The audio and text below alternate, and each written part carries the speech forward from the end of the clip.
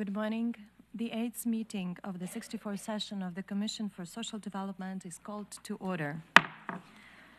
I invite the Commission to continue its consideration of Agenda Item 3A, entitled Priority Theme, Advancing Social Development and Social Justice through Coordinated, Equitable and Inclusive Policies, in order to hold an interactive dialogue with the senior officials of the United Nations system entitled United for Inclusion, leveraging the United Nations system for transformative social development. I am pleased to welcome you to the interactive dialogue on priorities for transformative social development. And we will now hear pre-recorded video presentations from the distinguished panelists. From Mr. Gilbert Hongbo, Director General of the International Labour Organization, Mr. Claver Gatet, Executive Secretary of the United Nations Economic Commission for Africa, Ms. Tatiana Molchan, Executive Secretary of the United Nations Economic Commission for Europe, Mr. José Manuel Salazar, Executive Secretary of the United Nations Economic Commission for Latin America and the Caribbean, Ms. Armida Salcia Alishabana, Executive Secretary of the United Nations Economic and Social Commission for Asia and the Pacific, Mr. Murad Ghwagba, Acting Executive Secretary of the United Nations Economic and Social Commission for Western Asia, and finally, Ms. Magdalena Sepulveda Carmona, Director of the United Nations Research Institute for Social Development. I am also pleased to welcome the moderator, Ms. Björn Sankier, Assistant Secretary General for Policy Coordination at the Department of Economic and Social Affairs. Ms. Sankier, you have the floor. Thank you very much, Madam Chair. And good morning, distinguished delegates. A very warm welcome to all of you. And also I'd like to express our sincere appreciation to our distinguished panelists for joining us today. So at its 64th session, the Commission for Social Development is meeting for the first time following the adoption of the Doha Political Declaration of the Second World Summit for Social Development. And that declaration reaffirms the Copenhagen Declaration and Programme of Action from 1995, and it underscores the need for coordinated, equitable, and inclusive policies to advance social development and social justice. In this context, the interactive dialogue with senior officials of the United Nations system provides a timely opportunity for member states to engage with the system on how these commitments will be operationalized at the global, regional, and national levels. You will have seen from the documentation that today's dialogue is organized in two segments. The first segment focuses on priorities for transformative social development.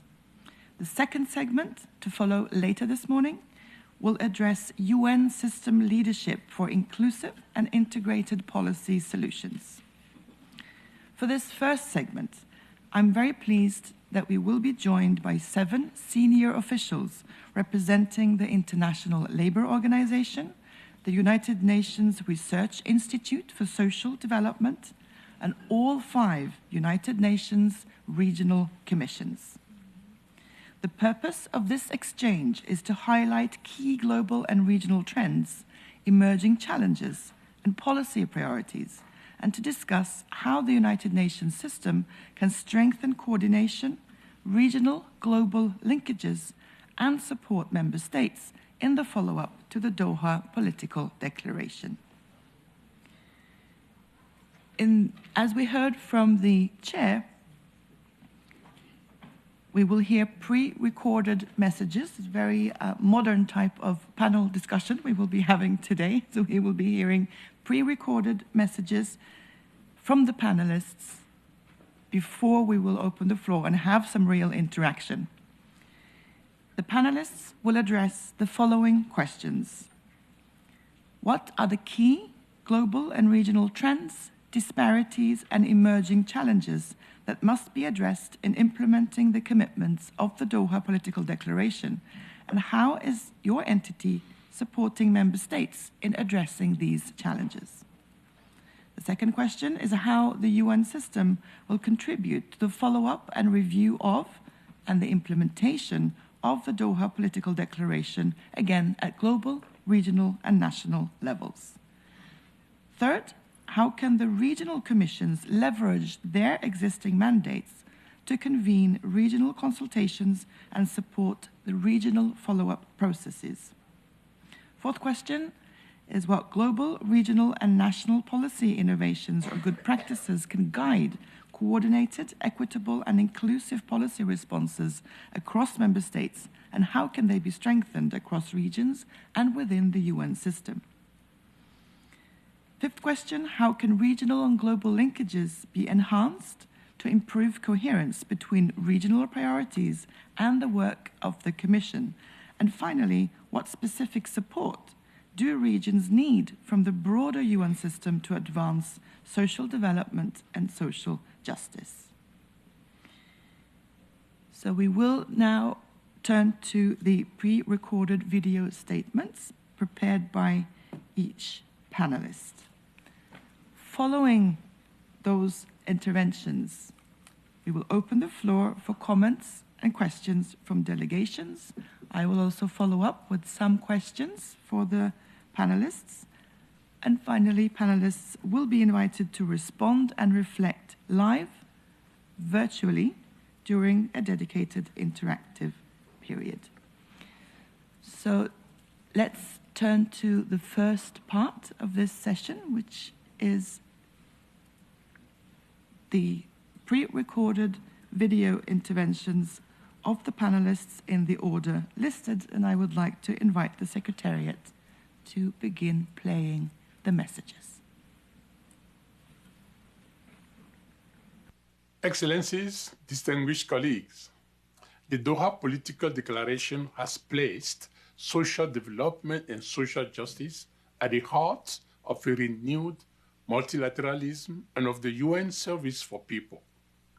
We share a collective responsibility to translate the commitment made in Doha into concrete progress in poverty eradication, decent work for all, and social inclusion.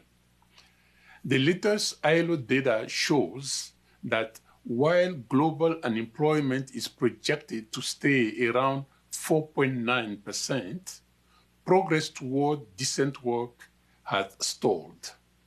400 million people worldwide are ready to work but cannot find or take up employment. Over 2 billion people are in informal sector working in insecure jobs with minimal protection. And young people continue to face the highest unemployment rate of all. These trends show that the gap in achieving the Sustainable Development Goals remains wide. The Doha Declaration establishes a UN follow-up architecture to help ensure that the UN system has policy coherence, supports developing countries, and integrates social commitment into its work. The ILO will follow up on the Doha Declaration while building on the strategy endorsed by ILO governing body in November 2025. We will continue to support countries in their efforts to extend universal social protection systems. We will mobilize partners and expertise through the Global Accelerator and the Global Coalition for Social Justice. The ILO is committed to ensuring that social justice is at the heart of the UN 80 initiative. We will work closely with UN partners at national, regional, and global level, and we will continue to champion multilateralism. Only by working together in partnership can we achieve the Sustainable Development Goals and make sure social justice is a reality for all.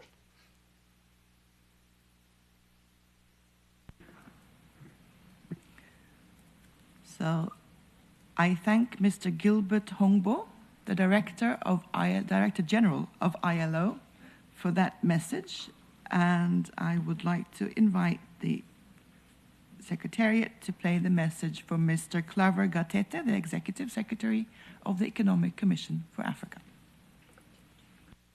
Excellencies, distinguished colleagues, I'm pleased to address you through this video message under the theme United for Inclusion, Leveraging the United Nations System for Transformative Social Development. We meet at a time when the world is asking a difficult but necessary question. How do we build societies that are not only wealthier, but more inclusive and treated with fairness? Across regions, familiar fault lines from poverty, widening inequality, fragile labor markets, deepening digital divides to the accelerating impacts of climate change and conflict are straining social cohesion and slowing progress. It is precisely for this reason that the Doha Political Declaration of the Second World Summit for Social Development reaffirmed a simple truth. Social development and social justice demand coordinated, equitable, and inclusive policies backed by delivery. Declarations by themselves do not change lives. Implementation, integration, and impact do. This is especially urgent for Africa, where structural constraints remain despite resilience and progress. Most jobs remain informal, youth unemployment is high, and gender gaps remain high, and participation and access to finance remain constrained. Moreover, climate shocks increasingly threaten livelihoods and social stability. If current trends continue, many countries will struggle to fully achieve the SDGs by 2030. But there is reason for optimism.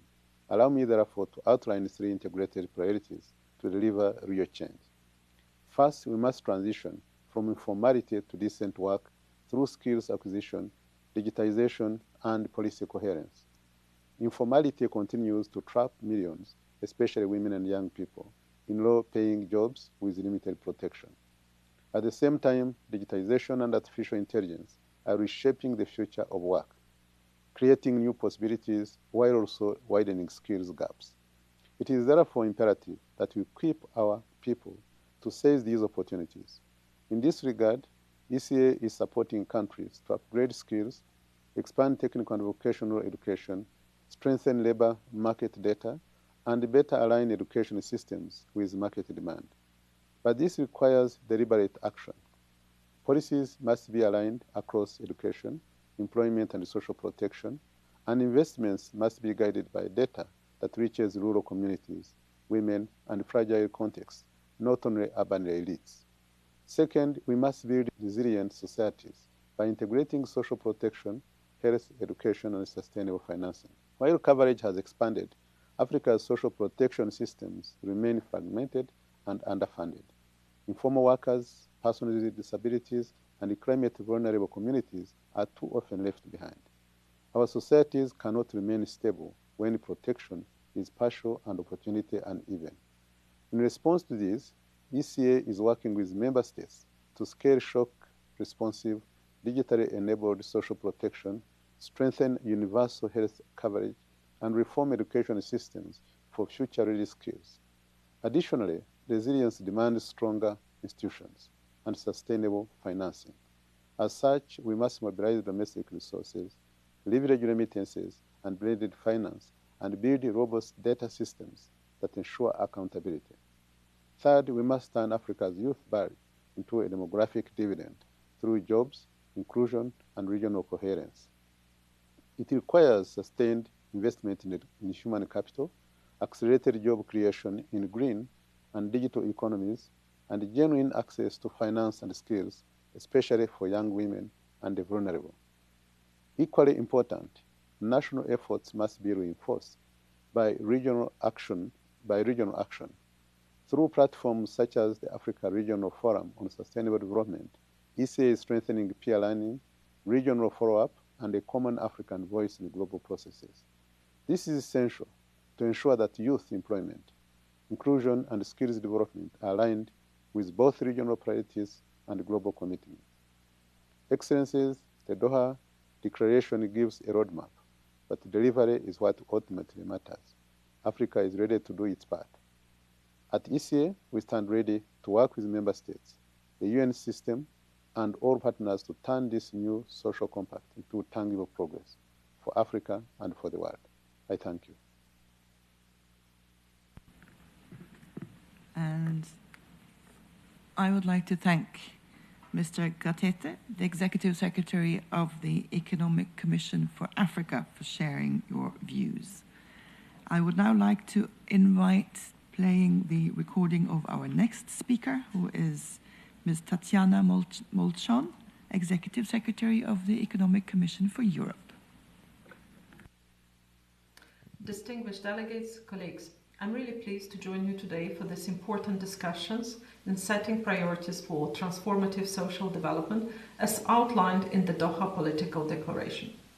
We all agree that there is an urgent need to advance social development and social justice through coordinated and inclusive policies that confront persistent poverty, rising inequalities, demographic shifts, digital divides, and the impacts of climate change and crisis.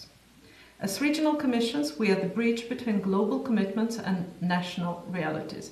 We can translate multilateral norms into practical cooperation to ensure that the outcomes of the Second World Summit for Social Development lead to real improvements in people's lives. Across our region, the UNICE region, we are witnessing profound social changes. Populations are aging, inequalities are widening, and the green and digital transitions are reshaping our economies. These shifts can deepen divides or help close them, depending on the choices we make. And let me briefly highlight 4 areas in which UNICE is supporting member states in making sure that we do close these divides. First, on demographic change, aging and intergenerational solidarity. UNICE will continue working with member states through the Standing Working Group on Aging to integrate the priorities set in Doha in our new regional implementation strategy for the Madrid International Plan of Action on Aging, helping countries adapt labor markets for aging societies, foster digital inclusion and skills development throughout life, and strengthen gender equality, care and social protection systems. Second, on data and statistics. Good policy begins with good evidence. Through our group of experts on measuring poverty and inequality, UNICE helps national statistical offices develop and apply multidimensional poverty and inequality measures that go beyond income, including disparities linked to employment, education, health, housing, and access to services.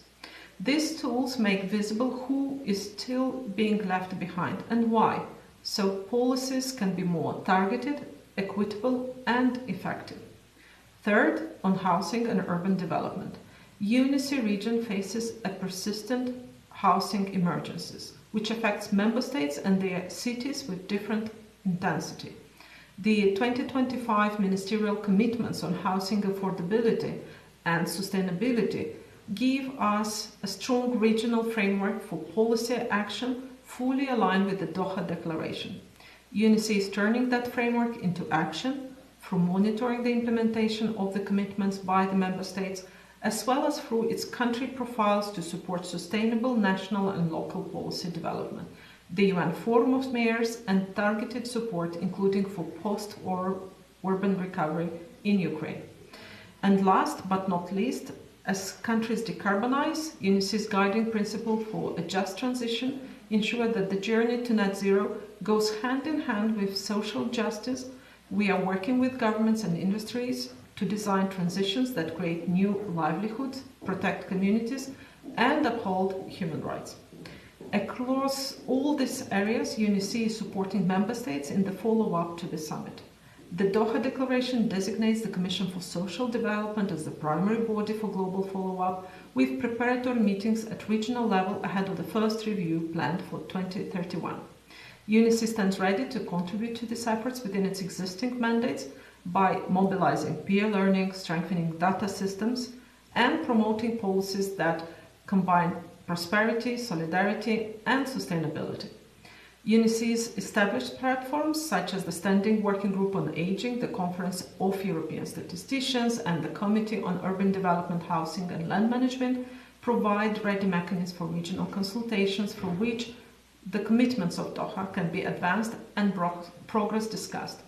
These platforms help ensure that regional priorities feed into global processes and that global commitments are translated into practical pathways for countries across our region. Colleagues, the World Social Summit has reminded us that social development is not simply a byproduct of growth. Economic policy and social policy are two sides of the same coin and can reinforce progress. Concluding, I would like to reiterate that regional commissions, UNICE among them, stand ready to support member states in turning this renewed global compact for social justice into tangible results for all. Thank you. Thank you, Ms. Molchin from the Economic Commission of Europe for your insightful contribution. I'm now very pleased to invite Mr. José Manuel Salazar Chirinax, Executive Secretary of ECLAC. We look forward to hearing that recording. Thank you. Ms. Kristina Havoyishin, Chair of the 64th session of the Commission for Social Development. Madam Moderator, Ms. Björk Sanker, Assistant Secretary General for Policy Coordination at UNDESA. Thank you very much for your introduction. I would like to begin by greeting my fellow panelists today. It is an honor to participate with all of you. Ladies and gentlemen, first, I'd like to remind you that the Doha Political Declaration has an enormous importance. Given the enormous social challenges in all countries of the world today, the importance of the Doha Declaration cannot be overemphasized enough. It is not just a worldwide commitment to social development, but a modernization of the vision about the challenges and about what needs to be done and how to accelerate progress. The declaration sets out a series of commitments and targets related, among other areas, to eradication of poverty and reduction of social inequalities, universal and sustainable social protection and the expansion of social safety nets, universal health and education, financing and financial reform, including endorsing the Sevilla commitment, digital inclusion and making every effort so that the new technologies and AI in particular do not deepen existing inequalities, and integrating social protection with climate action and the Paris Agreement process. On the House, it talks about an integrated policy model, calling for a whole-of-government approach, breaking down policy silos, and it establishes follow-up mechanisms, mainly the mandate to this Commission for Social Development to be the primary body for follow-up and progress review, inviting regional commissions to convene preparatory regional meetings, making use of existing mechanisms and platforms, and a formal 5-year review cycle starting in 2031. All of this is tremendous progress and very promising and hopeful. The declaration modernizes the vision about multidimensional poverty. It underlines the role of social protection as an essential infrastructure of modern and stable societies. It links this with the powerful idea of social cohesion. It openly discusses financing and the much-needed mobilization of resources. And it stresses the importance of institutional and state capacities. So, the declaration has all the ingredients to be transformational. Whether it will be so or not depends entirely on implementation and on follow-up, which is precisely the focus of this panel and of this interactive dialogue. So, what needs to be done? The first obvious point is, of course, to follow carefully the declaration. But it is not just a matter of reporting progress. The bigger challenge is what countries do on the ground and how we support them. This is what would move the needles. And this is something related to our policy approaches, our methodological developments, our convening of spaces to focus on implementation, our statistical capacities, the tools we make available, and our analysis and recommendations around governance and institutions. So let me tell you a bit about what we do as ECLAC in the area of social development and how we see our work on the follow-up. And I will do this by referring to 3 dimensions: policy approaches, existing mechanisms and platforms in Latin America and the Caribbean, and how we plan to use these mechanisms and platforms to support countries in the follow-up. On policy approaches, at ECLAC, we are arguing that the countries of the region are caught in three main development traps: a low capacity to grow and transform trap, a high inequality, low social mobility and weak social cohesion trap, and a weak institutional capacities and ineffective governance trap. These traps are interrelated and mutually reinforcing, and to overcome them, ECLAC has proposed a series of vital transformations. Most of these transformations directly reflect the commitments set out in the Doha Political Declaration. But I want to emphasize something which is crucial in Latin America and the Caribbean. In this region, inequality is profoundly rooted in the trap of low capacity to grow and transform productively. That is, a productive structure that is very heterogeneous and dual. In addition to the fact that the social protection systems are mostly financed by taxes on the formal economy, what the low capacity to grow means is that labor markets are not very dynamic and do not generate enough formal jobs. So both productive development policies and social protection policies are essential to generate decent work and are also good social policy. As for the mechanisms and platforms, one of the intergovernmental bodies we have in Latin America and the Caribbean is the Regional Conference on Social Development that meets every year. In 2019, the 2019 conference, the members states adopted the Regional Agenda for Inclusive Social Development. This agenda is well aligned with many of the elements of the Doha Declaration.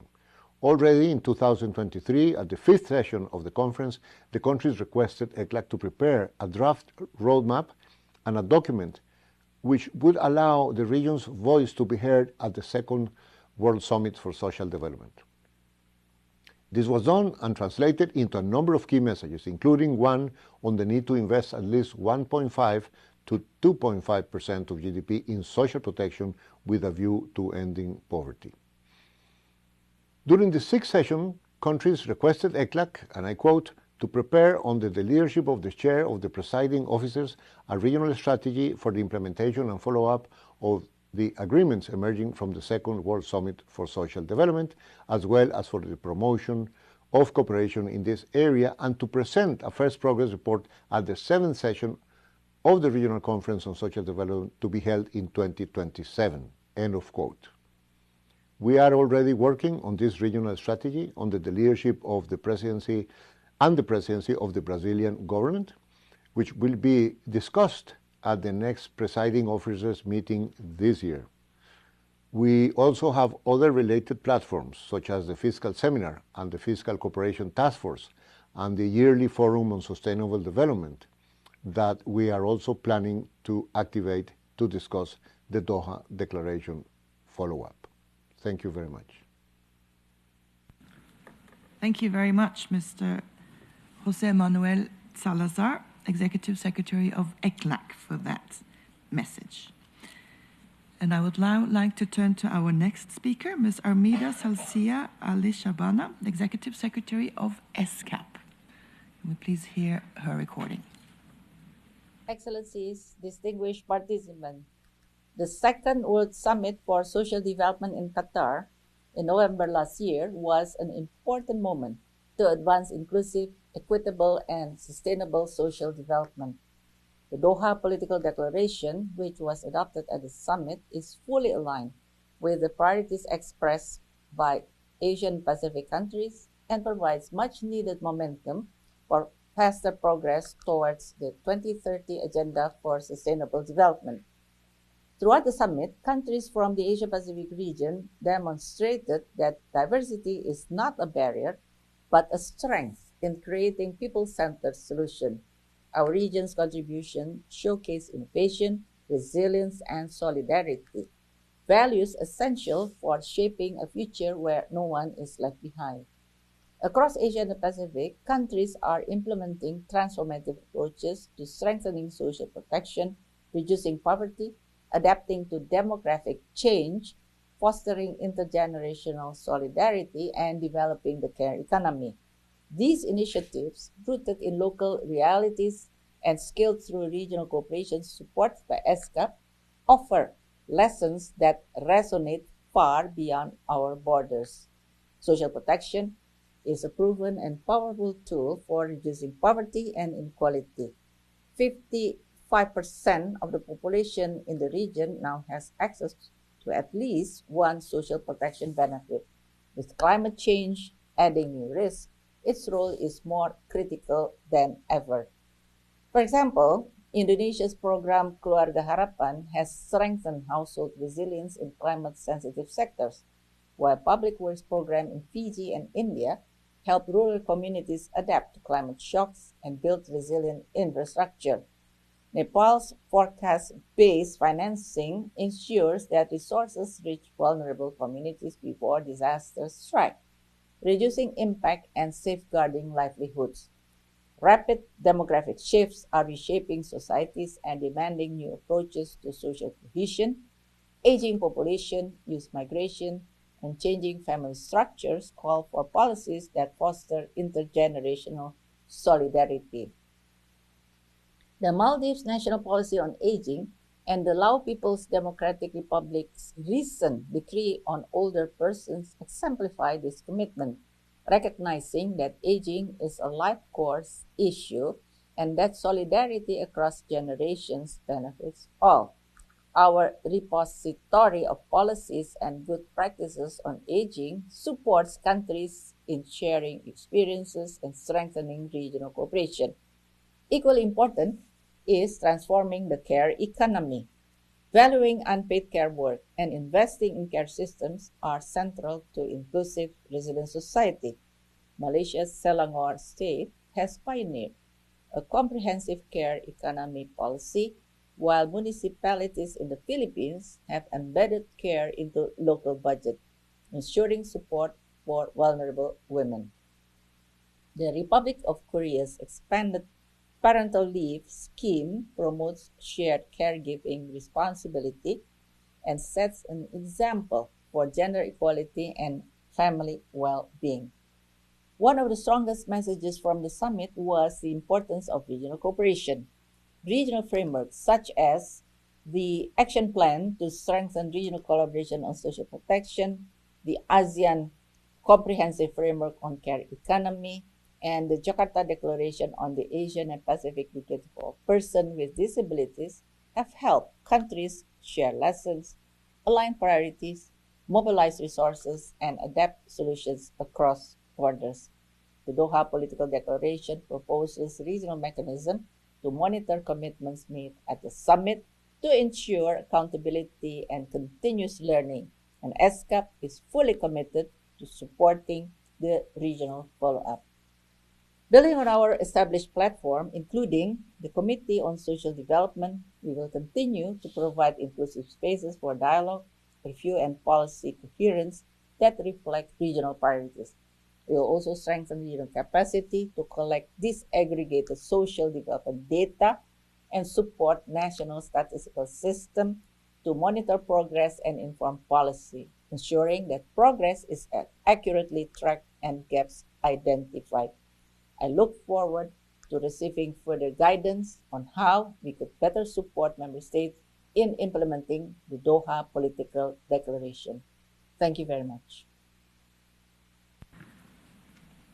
I thank Ms. Ali Shabana for her important message from ESCAP, and I now invite Mr. Murad Waba, the Acting Executive Secretary of the Economic and Social Commission of West Asia, ESCWA. You have the floor, or rather, I look forward to hearing the recorded message.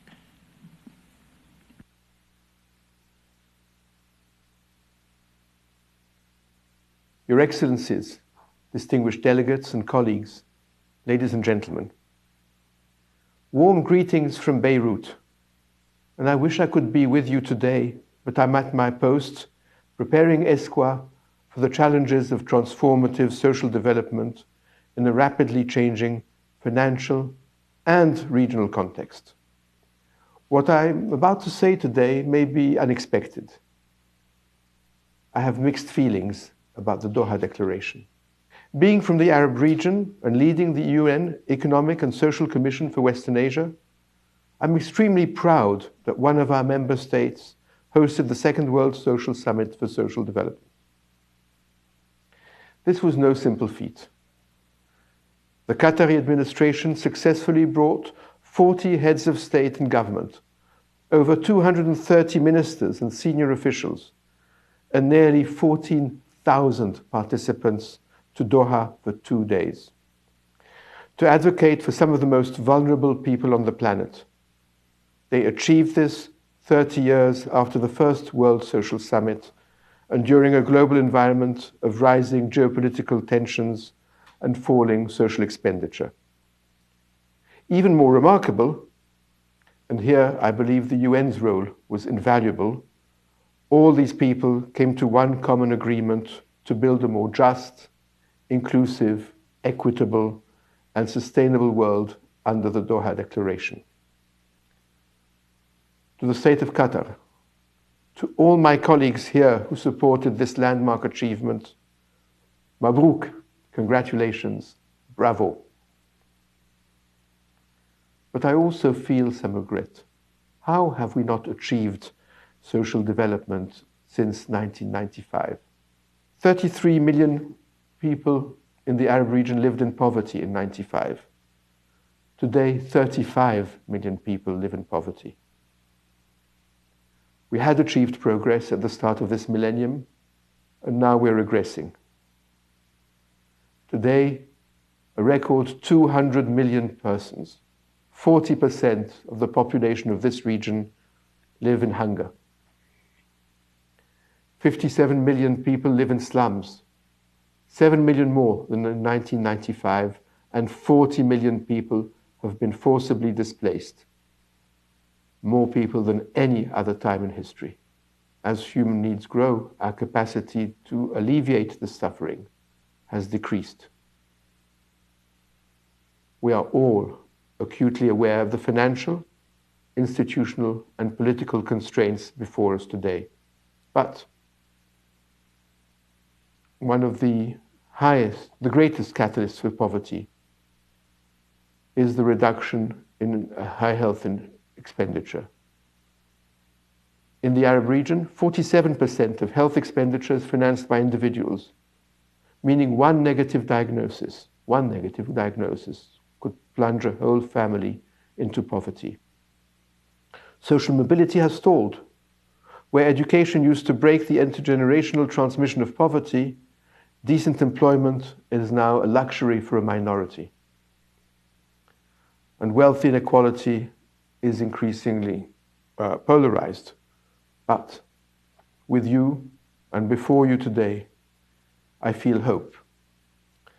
And more than hope, I feel the determination to go further on our way to achieve transformative social development. The Doha Declaration honestly recognizes all our collective shortcomings. And as difficult as the current UN reforms are for all of us, they also encourage us to re-strategize, to focus, and to reconfirm our ambition. And though we don't have all the answers today, together we can see a bright future before us.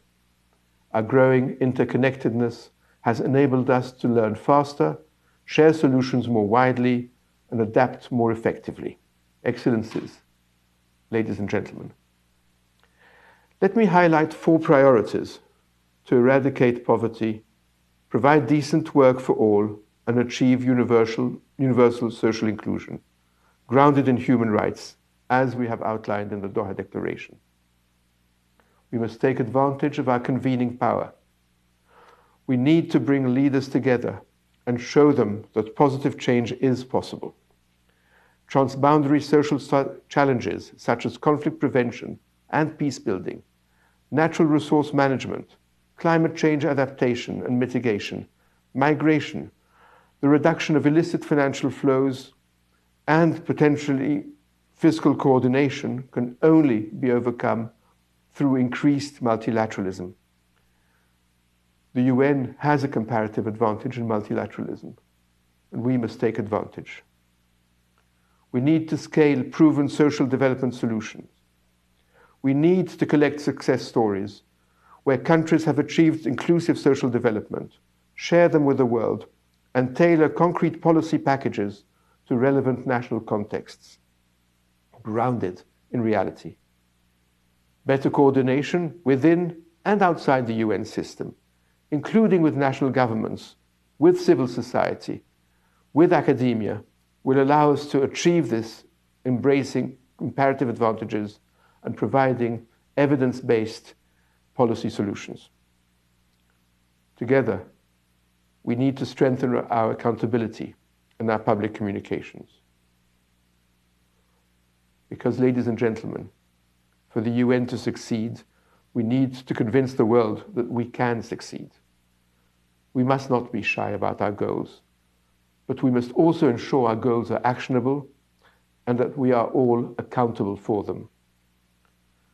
The reduction of poverty, safe migration, decent employment for all do not only benefit the poorest members of society, they create dynamic economies and healthy societies for the benefit of everyone, including the wealthy. And, ladies and gentlemen, we must break down divisive rhetoric. And finally, I believe we need to sustain our ambition and innovate. New technologies and innovation can expand our possibility if we choose to shape them rather than be shaped by them. The Doha Declaration holds us all accountable for the future of social development. Let us turn words into action and prove today what leaving no one behind really means. I thank you. Thank you, Mr. Waber, for that very important and, may I say, thought-provoking message. I would now like to invite Ms. Magdalena Sepulveda Carmona, the Director of UNRIST, to the floor, or rather to the screen, for the final recorded message from our panelists. Excellencies, distinguished delegates, colleagues, it is a pleasure to join you. Thank you for the opportunity to contribute to this important discussion. This is the first session of the Commission since the adoption of the Doha Political Declaration, a moment that calls for focus, urgency, and collective resolve. Today's world is marked by rising inequalities, demographic shift, digital divides, discrimination, and the growing pressure of climate impact and crisis. These realities affect every region, every community, and they demand that we accelerate transformative social development. Allow me to share 3 priorities emerging clearly from UNRIST research and from consultations around the globe. First, strengthen universal, rights-based social protection. Across the globe, social protection systems remain too limited, too fragmented, too underfunded. Informal workers, migrants, persons with disabilities, and many women still unprotected. Universal social protection, adequately financed and grounded in rights, is one of our strongest tools to reduce poverty, enable decent work, and build resilient societies. When countries integrate social protection with care system, climate resilience, and labor policies, they manage shocks more effectively and ensure inclusion. Second, support just and inclusive transitions. Climate change, aging populations, digitalization, labor market disruption, all are transforming the foundation of development. But without deliberate social policy, these transitions risk widening inequalities. We need policies that protect workers and communities, expand adaptive social protection, promote sustainable livelihoods, and ensure meaningful participation from those most affected. Regional commissions are advising vital work. Stronger UN system cooperation will amplify this effort. And third, build fairer economic governance and expand fiscal space. The Doha Declaration reminds us Coordinated and inclusive policies required fair and sustainable financing. Yet, many countries, especially low and middle income, face tight fiscal constraints, rising debt burdens, and unequal global economic rules. UNRWA's research highlights progressive taxation, tackling illicit financial flows, aligning public budgets with human rights and sustainability. Without adequate fiscal space, transformative social development is not possible. We welcome the Commission's strengthened mandate to follow up the Doha Declaration.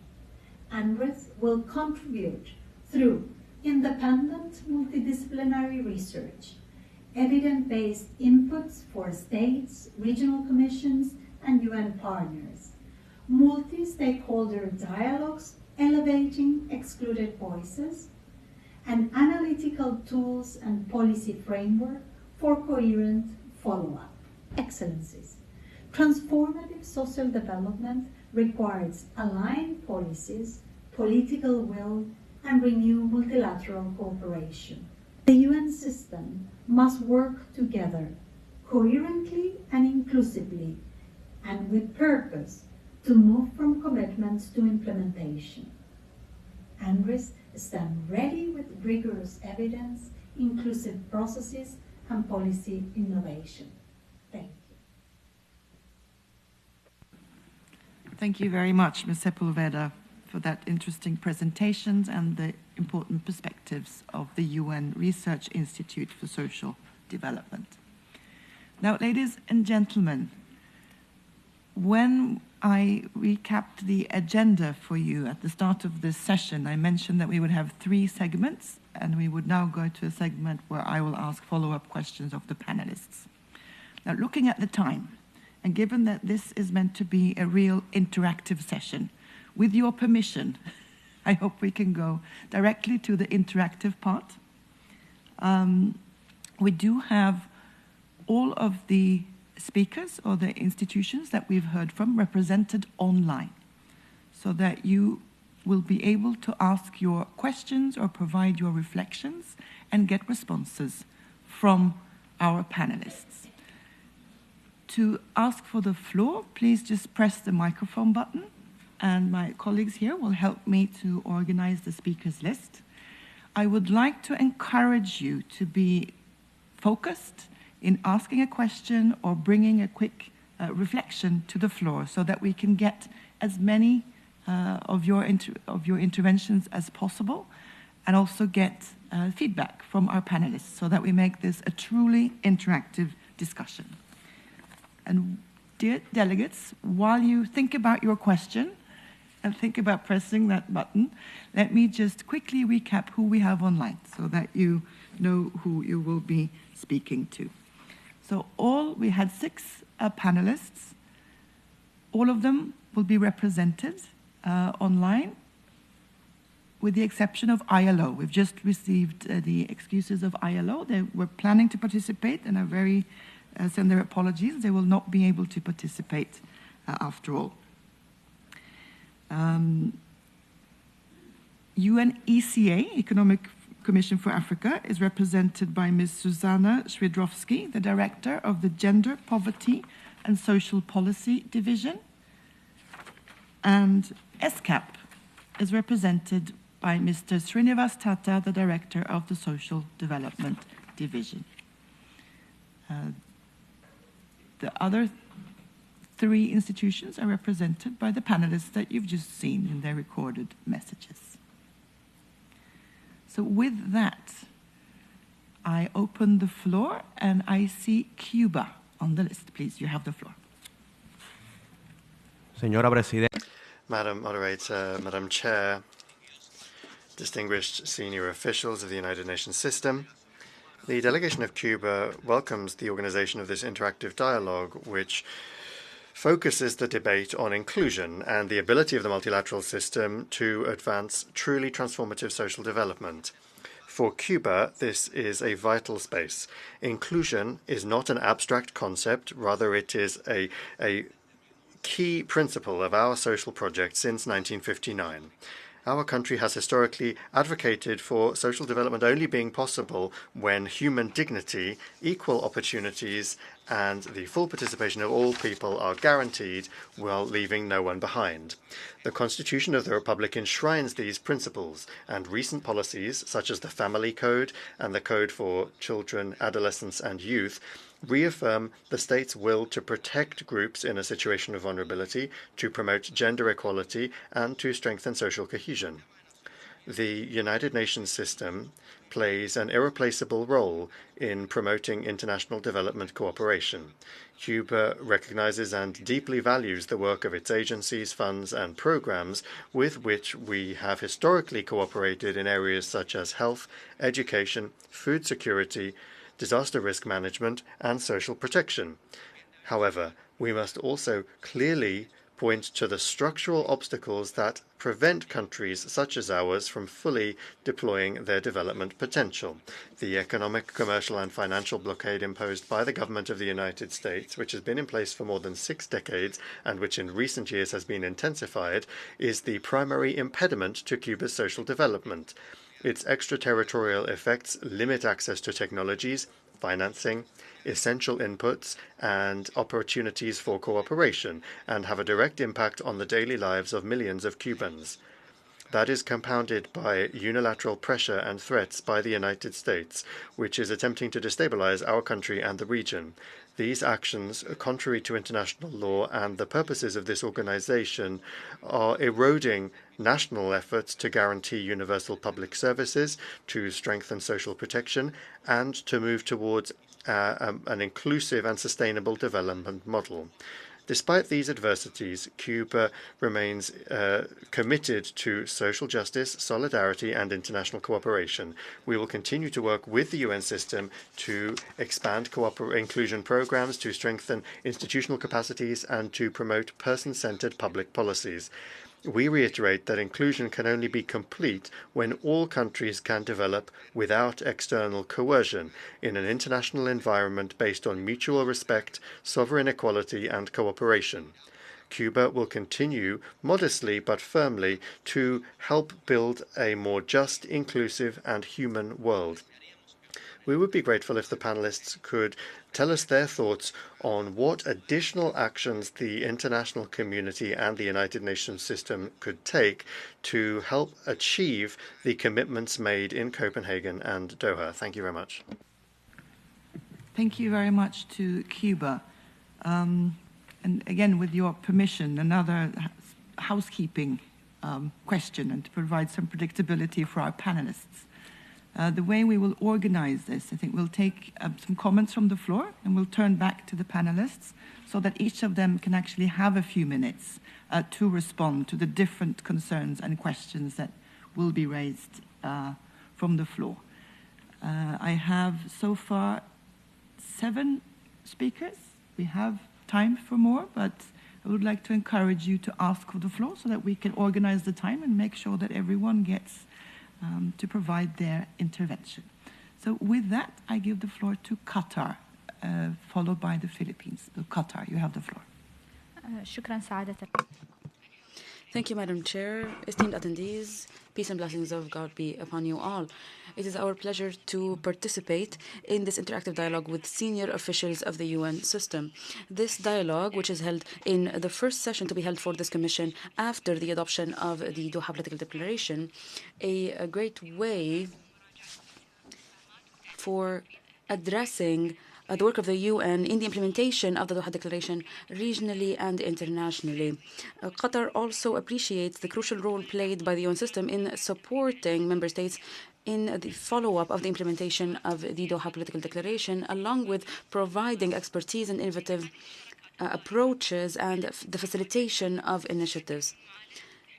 Such cooperation and cohesion enables the addressing of key issues such as poverty and inequality and the digital divide. This would ensure that development is inclusive and fair for all. In our National Vision 2030 and our comprehensive strategy for social development are a reflection of our belief that inclusive social development requires concerted efforts among all. We have an approach that combines the government and the inclusive and solidarity economy and the private and public sector, along with international and local initiatives. This is to sustain all results. Qatar is committed to continue cooperating with the UN system and partners among states and corporations alike in order to enhance social development. Thank you all. Thank you, Qatar. I give the floor to the Philippines, to be followed by Malawi. The Philippines, you have the floor. Thank you, Madam Moderator. Excellencies, distinguished delegates, we also thank the senior officials of the UN system for their presentation. As we reflect on the implementation of the Doha Political Declaration, several global and regional trends require urgent attention. Rising inequality, demographic shifts, climate change, and technological disruption are reshaping societies. In Asia and the Pacific, aging populations, widespread informal employment, and persistent gaps in social protection exacerbate vulnerabilities, especially for women, youth, migrants, persons with disabilities, and those in rural areas. These trends highlight the need for inclusive, life course responsive social development frameworks. From the Philippines' perspective, institutionalized, rights-based social protection has proven essential for resilience. Programs that integrate income support with education, health, and livelihoods empower households to manage risks while participating more fully in society. Such approaches work best when coordinated across governments, aligning social welfare, labor, health, education, and finance policies to ensure equitable outcomes. Excellencies, the UN system plays a very crucial role in translating the Doha commitments into action. Globally, it provides normative guidance, accountability platforms, and policy coherence. Regionally, the regional commissions convene member states, share evidence, and facilitate peer learning on common challenges such as informality, aging, and migration. At the national level, UN teams provide technical support, capacity building, and data systems to identify gaps and ensure that no one is left behind. Coherence across these levels ensures that global commitments inform national action and national realities shape global policy. We are delighted to hear that there will be continuous support from the UN system. Regions need targeted support from the UN system, particularly in building inclusive policy capacity and developing robust data systems to guide interventions. Coordinated, equitable, and inclusive responses across global, regional, and national levels are essential. With strengthened follow-up, effective use of regional mandates, and full UN support, the Doha Political Declaration can really become a driver of transformative and lasting social progress. Thank you. Thank you to the Philippines. I now give the floor to Malawi, to be followed by Egypt. But before I do that, may I encourage those of you who have not asked for the floor yet but would like to say something, that you press the button now. And again, with your permission, I would like to close the list when Malawi is done with their intervention. So you have the floor, Malawi. Thank you, moderator. Chair, Your Excellencies, distinguished delegates. Malawi aligns itself with the statement made on behalf of the Africa, the least developed countries, and the G77 and China. Malawi, like many least developed countries, continues to face multifaceted challenges that are compounded by external shocks and limited fiscal space. These challenges undermine livelihoods, they strain social protection systems, and reverse development gains made. In this context, Malawi underscores the importance of deliberate and context-specific support for countries in special situations to respond effectively to social development needs, recover from multiple and intersecting shocks, and build long-term resilience. The effective implementation of the Doha Political Declaration will require tailored approaches that take into account the structural vulnerabilities and limited capacities of least development countries. Such tailored approaches are possible through multilateral partnership arrangements. Malawi therefore reaffirms its commitment to the value of the UN system as a global multilateral system. Over the years, Malawi's collaboration with the UN specialized agencies contributed to notable progress in strengthening public institutions, including local government service, institutions that bring services closer to the people. Despite the ongoing geopolitical dynamics, cooperation with the UN system remains vital in strengthening national capacities and sustaining social development efforts. As we move forward with the implementation of the Doha Political Declaration, Malawi emphasizes the importance of strengthening multilateral cooperation, enhance the interagency coordination, and sustain technical and financial support that is aligned with the national policies. Malawi looks forward to the UN reform that will make it more impactful on the ground where the targeted population is. In conclusion, Malawi welcomes further clarity on what tailored support strategies are being envisaged by the UN system to support least development countries in implementing the Doha Political Declaration in order to accelerate economic recovery, address climate-related vulnerabilities, and advance inclusive and resilient social development. I thank you. Thank you to Malawi. So with your permission, ladies and gentlemen, bit of housekeeping again. We have 3 more speakers on the list. So I would like to suggest that we hear those 3, and then we'll go back to the panelists for their responses. Since we need to finish by about 11:30, and this is a message to the panelists, it means you'll have 2 minutes each. So please, I know you've paid good attention to the interventions from the floor. Each one of you, in the order that you spoke originally, will be given a couple of minutes to respond to what you've heard. But before that, we do have 3 more interventions. So I will give the floor to Egypt, followed by South Africa, and finally the NGO Children and Youth International. So Egypt, you have the floor.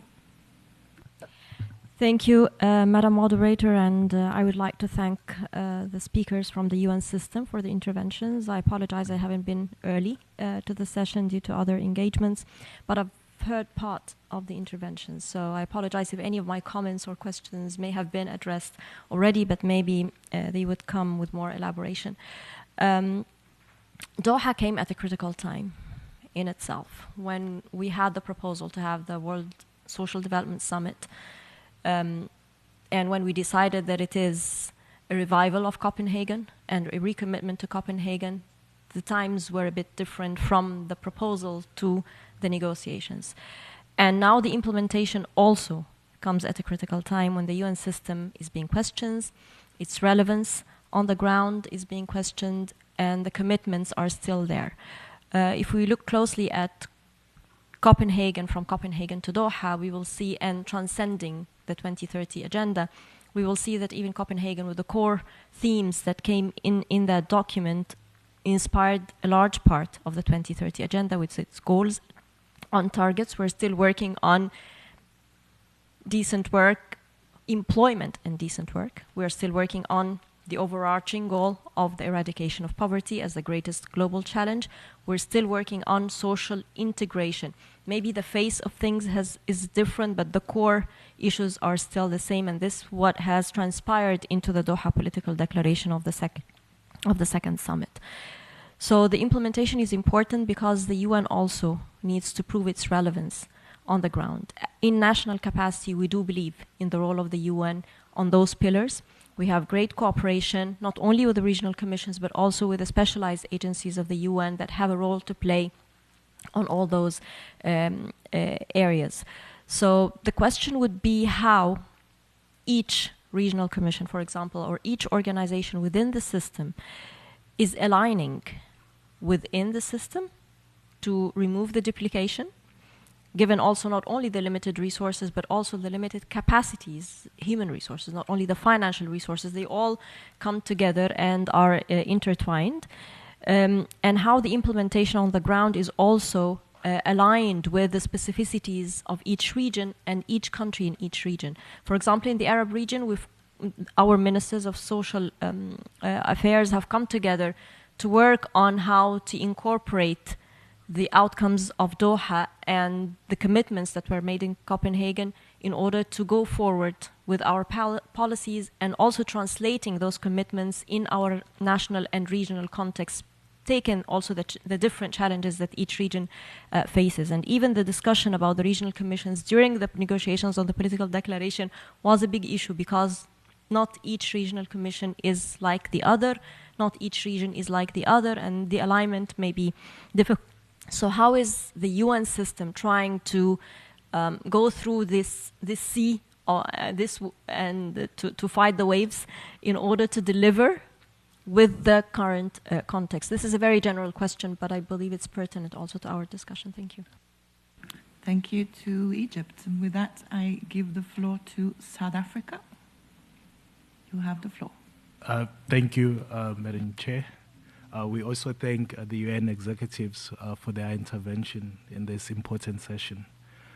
In particular, the UN Research Institute on Social Development has a very important mandate that focuses on promoting sustainable, equitable, and just development, on often challenging the mainstream approaches and providing alternatives to address the root causes of inequalities. So we would like if Madame Magdalene Camon from the UN RISD could kindly advise whether RISD is developing or plans to develop a dedicated research agenda to support the implementation and monitoring of the Doha Political Declaration, particularly advancing the evidence-based policies for inclusive social development and social justice. Thank you. Thank you, South Africa. I'm sure UNRISD took note of the question, and we will get to the response when we turn it back to the panelists. For now, I would like to give the floor to the NGO Children and Youth International. You have the floor. Thank you, Madam Moderator, for the floor. Excellencies, distinguished delegates. My name is Nancy Palomino, and I'm taking the floor on behalf of Children and Youth International. For many young people, the United Nations is often experienced as a space where commitments are made far from the realities we navigate every day. Social development policies shape access to education, care, and opportunity, yet the systems behind these policies are often fragmented, complex to navigate, and uneven in their reach. It is within this gap between commitments and lived realities that inclusion is most tested. The Doha Political Declaration rightly recognizes that advancing social development and social justice require coordinated, equitable, and inclusive policies. From a youth perspective, coordination is not an abstract concept or a nice to have. Poverty, migration, unemployment, digital exclusion, and care responsibilities intersect in our lives simultaneously, yet policy responses too often remain siloed across institutions and mandates. Through youth engagement across the UN processes, I have seen that when the United Nations system operates in isolation, inclusion becomes procedural. When entities collaborate intentionally across social protection, education, health, care systems, and digital transformation, inclusion becomes tangible and transformative. Best practices from existing interagencies coordination structures can provide an important blueprint for such a coordination efforts. In particular, we emphasize the importance of ensuring the direct involvement of youth constituencies within such coordination mechanisms. at global, regional, and national level.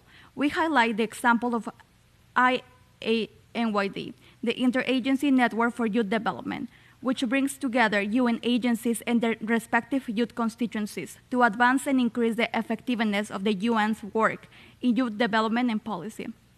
In this interactive dialogue, I would like to pose 3 questions to our distinguished panelists. First, how will the United Nations system strengthen interagency coordinations to ensure that the follow-up and review of the Doha Political Declaration result in integrated social policies rather than parallel initiatives? And how can we ensure the direct participation of youth in these efforts? Second, how can regional commissions and the UN country teams better support member states in translating global and social development commitments into locally grounded youth-inclusive outcomes? Third, how will youth participation be embedded structurally in implementation and monitoring processes so that engagement does not depend on access, networks, or individual initiatives, but becomes a sustained part of social development governance? As we move toward 2030 and beyond, leveraging the United Nations system for transformative social development means recognizing young people not only as beneficiaries of policy, but as partners in shaping integrated solutions. Inclusion must be measured not by how often youth are mentioned, but how meaningful our perspectives inform actions. If social development is truly about people's lived realities, the young people must help design the system meant to serve them, no later, not symbolically, but now. Thank you. Thank you very much to Children and Youth International. And with that, we conclude the interventions from the floor. I would like to thank all the delegates that provided their inputs into the discussion. I would now like to turn back to our panelists for their responses. I'm informed that we are allowed to go a little bit over time, not too much, but it means that we can give each of the panelists, let's say, 2 to 3 minutes to respond to what they've heard. I would like to encourage each of the panelists to respond to any specific questions that was posed to you, and of course to respond to the points that were raised from the floor within that the 2 to 3 minutes. We'll go in the same order as we heard the panelists at the start, meaning that we will start with the Economic Commission for Africa. The ECA is represented by Ms. Susanna Swidrowski, who is the Director of Gender, Poverty and the Social Policy Division. So I hope we have you online, and I am pleased to give you the floor. Thank you, Madam Chair. So I will start with responding to the question from the Malawi representative, and in particular on the 2 points. First was acknowledging the highly limited fiscal space that currently a number of African and, of course, other developing countries are facing. And Economic Commission for Africa is very active in this area. For one, we contribute, and in fact, our Deputy Executive Secretary is leading the effort of amplifying Africa's voice in the global economic arena and making recommendation on reforms of global financial architecture, and in particular some reservations about the common framework and how the approach to the debt sustainability needs to be revamped, and taking a longer term view and ensuring that once the current debt situation is resolved, which to a large extent is due to high borrowing costs, that going forward, African countries have access to adequate financing at scale.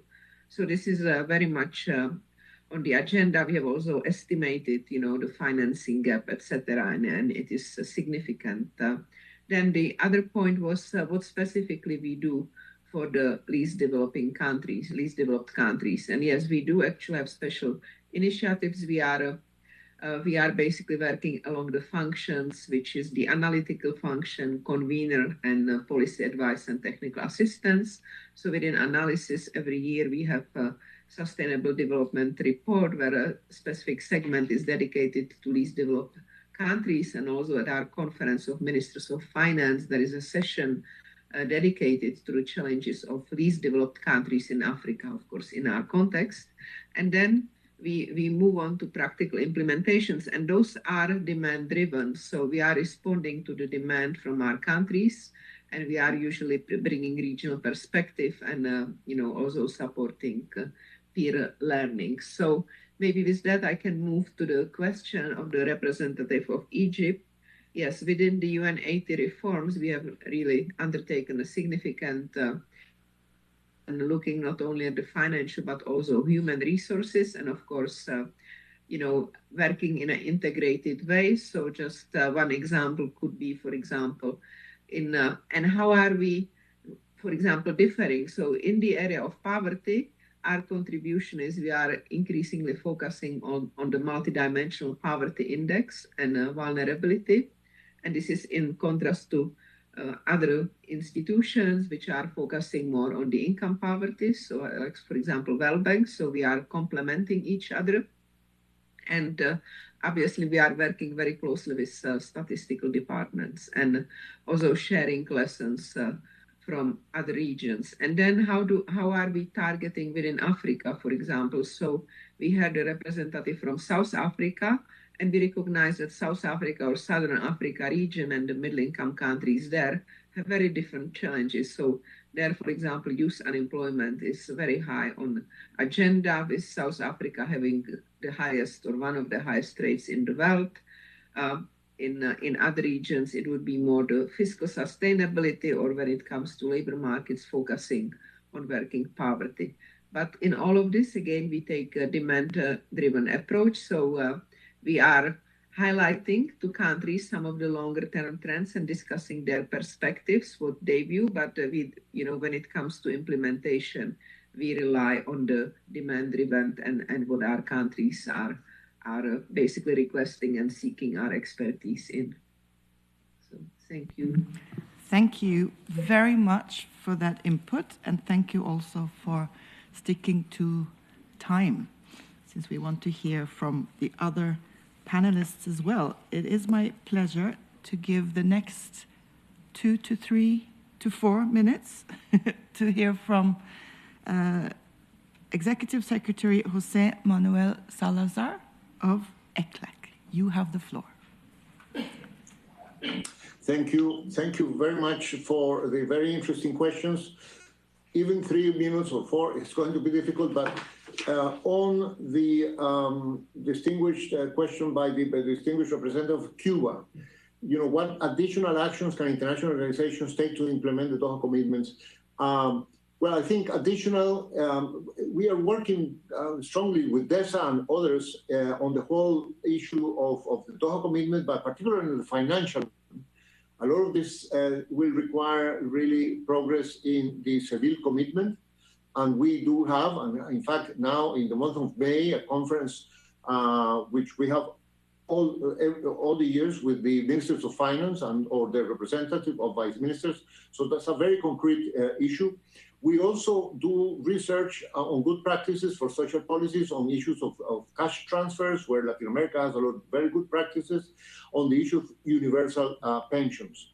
And I could continue with other aspects, but just to very specifically answer that particular question. Also, Philippines asked about how to translate objectives and aspiration into actions.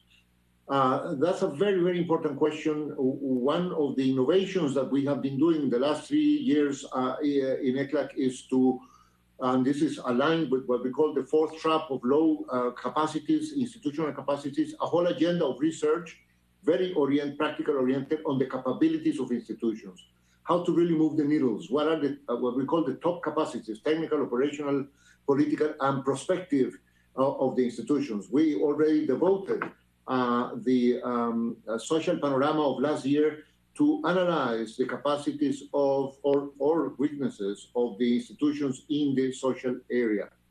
Malawi, you had a question about the negative effects of external shocks. That's very, very important. We live in an era of permanent shocks and disruptions. It's a very changed world, and this has consequences for the fiscal policy. So we have this conversation with the governments about how to be able, to have responses in the bad time, countries need to accumulate fiscal cushions in the good times. And of course, the fiscal space is very restricted, and it's also restricted by the debt levels and the debt service. So all of that is very much an aspect of the reaction to external shocks.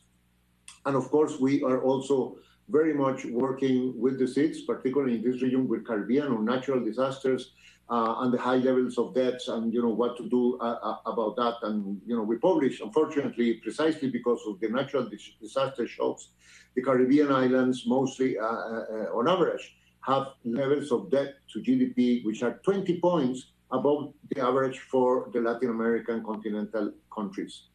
And finally, perhaps if I have the time, there was a question from South Africa about what do we do in terms of dedicated research agenda for implementation. As I said, we have research agendas on pension systems and options for financing. We have on productive development policies to create decent jobs and have more dynamic labor markets and ways to reduce informality.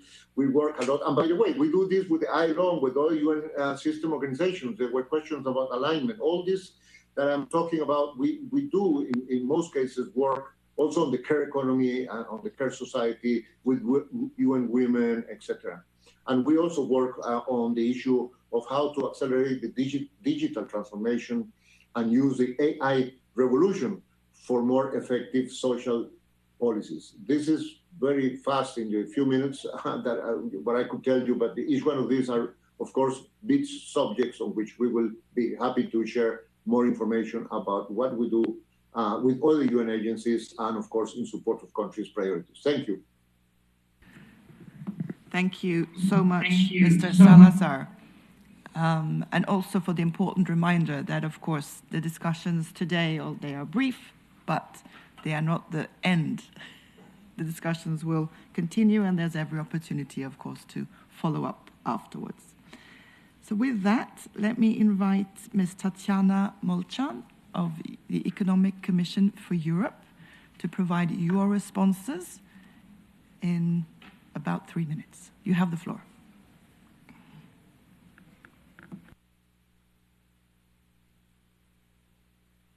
And to the questions, I believe that most of the comments that and questions I already have addressed them in my intervention, but just to reiterate that in INESE region, as you might know, aging is one of the key factors that we address and we are looking at, and we've been working with member states in identifying and really that working and developing effective policy responses to address this transformation that we need to achieve in order, bearing in mind this demographic shifts, the aging, and not only that will shape our societies and economies.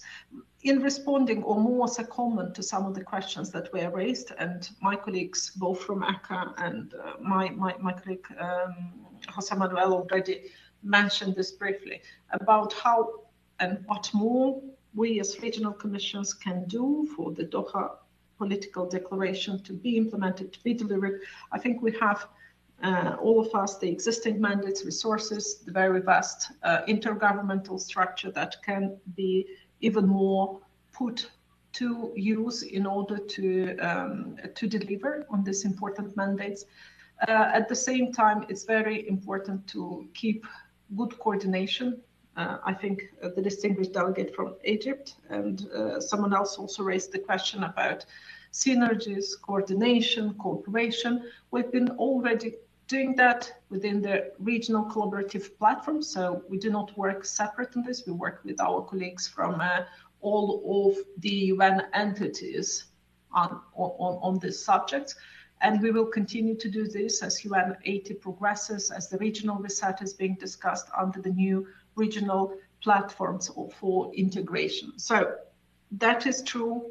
We cannot deliver if we act isolated or if we are not coordinating and spend resources ineffectively. And that's a priority that we all work together from top, bottom up in joint engagement. Again, in our case, one of the areas and platforms and one of the principles is to really mainstream this through across different sectors. I mentioned already aging, but also in our work, which is quite substantive on housing and urban development or energy, and really to support the not only Doha, but the 2030 agenda more broadly. I'll stop here. I know we don't have enough time, but would be glad to continue these discussions when we have more time for engagement. Thank you. Thank you very much for those comments. And with that, I would like to turn to ESCAP and ask Ms. Armida Salcia Alishabana to provide us with your response. You have the floor. I apologize, Madam Moderator, as you read out initially.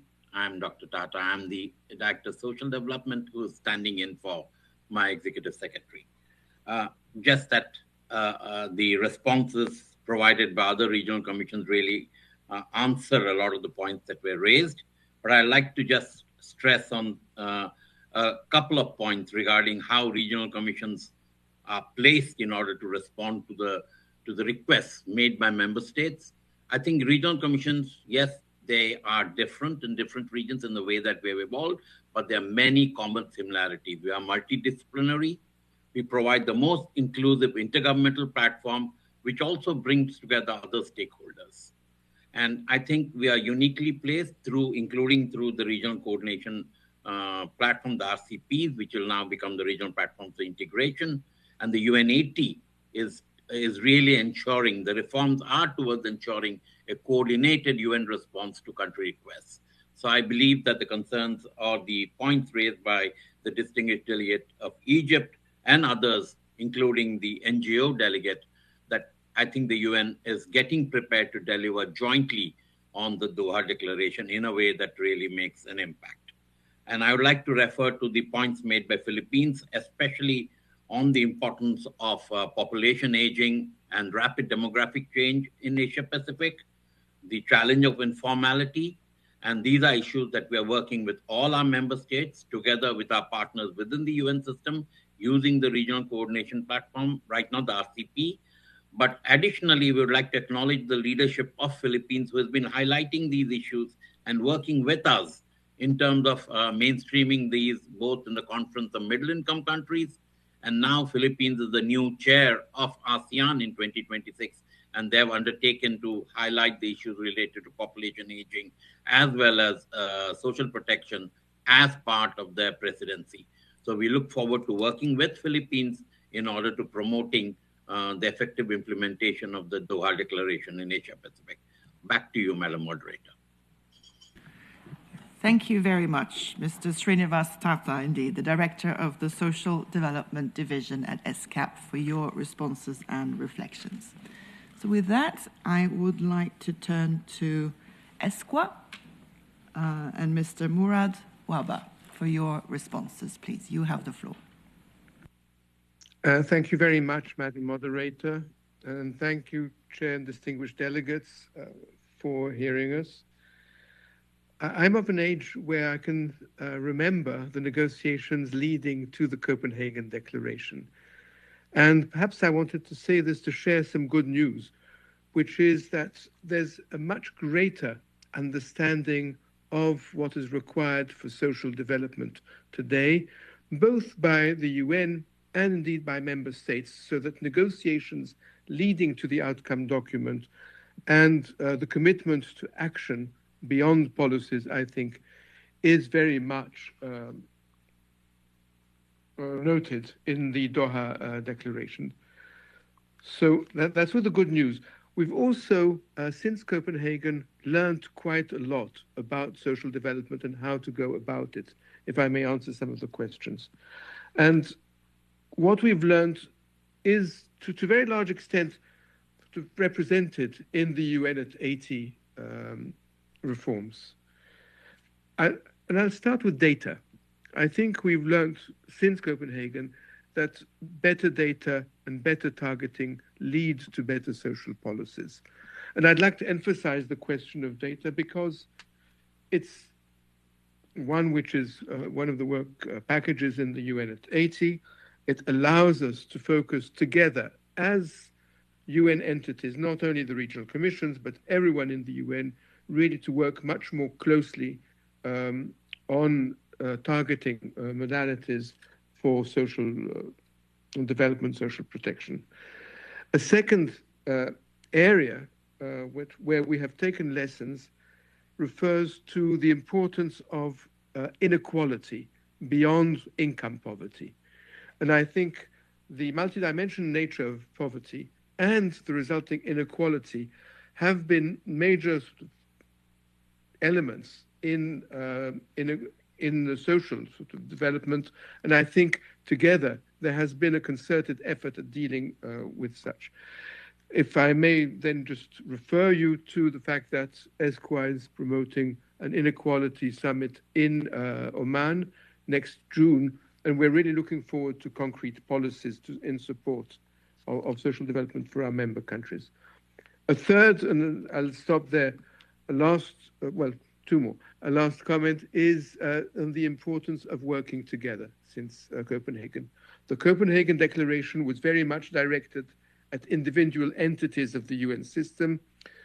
However, the Doha Declaration really addresses us as a totality, and as such, I believe we need to work together. The regional commissions, headquarters departments, and indeed the resident coordinator system and the UN country team. And I think that's the element is very much important in getting policies that work.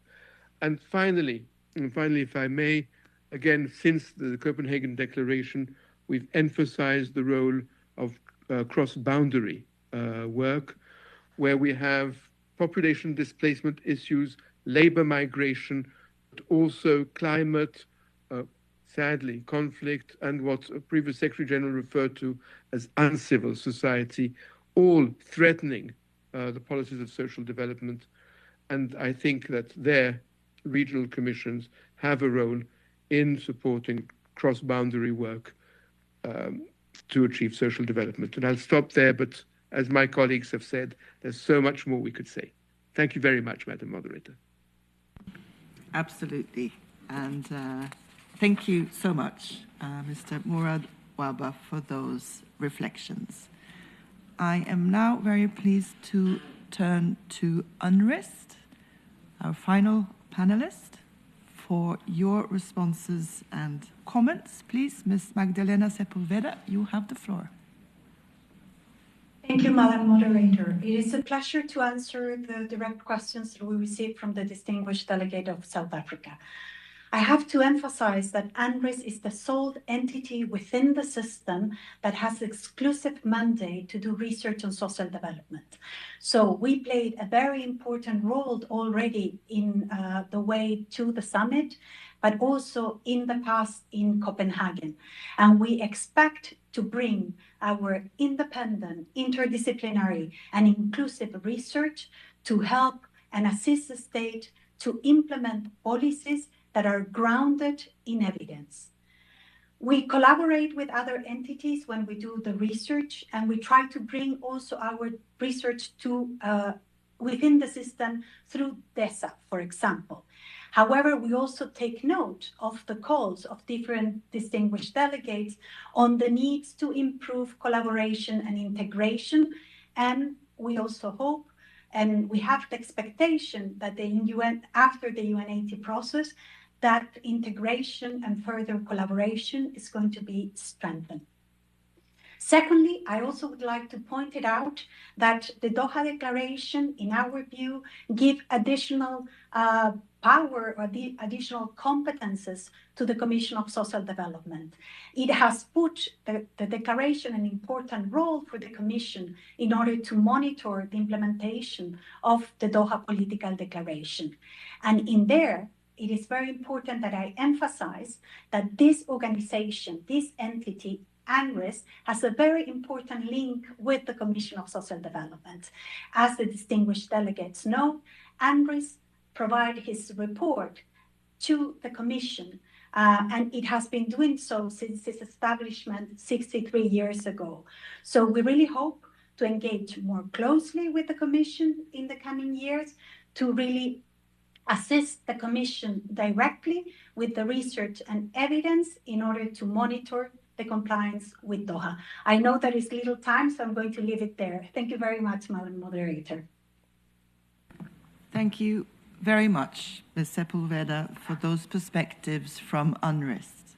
And with that, ladies and gentlemen, I'm not going to try to summarize what has been, I think, a very rich exchange on our common priorities around social development. I would just like to sincerely thank the panelists for your contribution today, but not least for the important work in taking the Doha Declaration and the commitments and translating them into reality at the regional level and for supporting member states with evidence and analysis to make sure that we effect that change that we are looking for at the national level as well.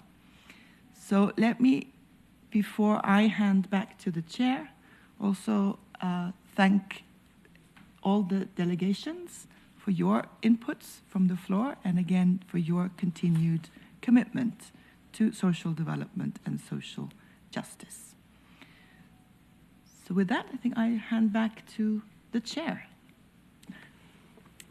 Distinguished delegates, we have reached the end of the segment 1 of the interactive dialogue with senior officials of the United Nations system, and I thank Ms. Sankier for guiding our discussion.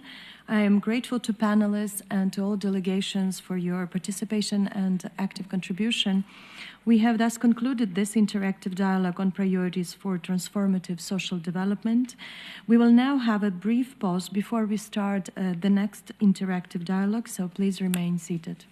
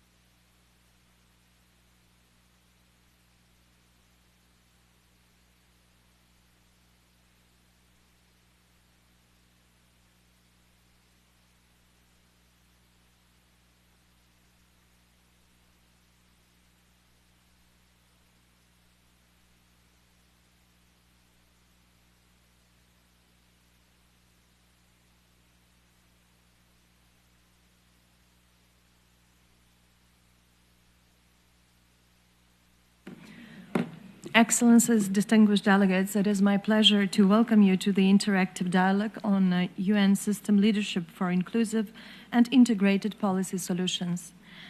I am now pleased to welcome the distinguished panelists for our interactive dialogue with senior UN officials.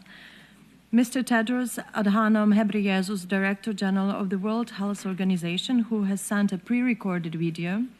Ms. Diana Keita, Executive Director of the United Nations Population Fund. Mr. Marcos Neto, Assistant Secretary General and Director of the Bureau for Policy and Program Support at the United Nations Development Program. Ms. Shoko Ishikawa, Director of the Policy Program and Intergovernmental Support Division at the United Nations Entity for Gender Equality and the Empowerment of Women. Mr. Maximo Torero Cullen, Chief Economist at the Food and Agriculture Organization, and Ms. Rosemarie Kalapurakal, Deputy Director of the Development Coordination Office.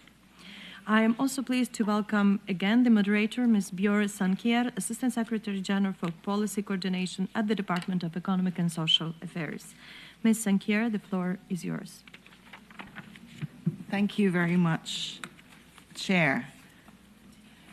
I think we have a great panel, again, for this second session on the follow-up of Doha and discussions with important UN entities. For this segment, I would like, with your permission, ladies and gentlemen, to organize the discussion the same way as we did the first session, which means we will hear from each of the panelists. After that, we will open the floor for your questions, comments, and inputs. So I'd like you to encourage you to think about any questions, reflections you would like to make, and I would also like to encourage you to make them succinct and brief so that we can hear from as many of you as possible. After that, I will then hand back to the panelists so that each of them can get a few minutes to respond to what they've heard from the floor and possibly also from each other. So with that, I think we can just get started. And I would like to invite the first panelist. This is the only recorded intervention that we have for this session. The first panelist, who is Dr. Tedros, well known to all of us as the Director General of the World Health Organization, who is represented here in the room by Dr. Werner Obermeier.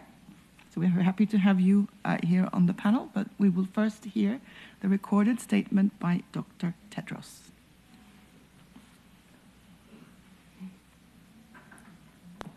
Ambassador Christina Hayovichin, Excellencies, colleagues, and friends, societal development and health equity are inseparable.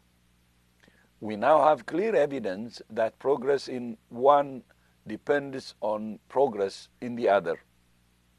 Today, nearly half of humanity lacks income protection. More than 2 billion people face financial hardship when they seek care.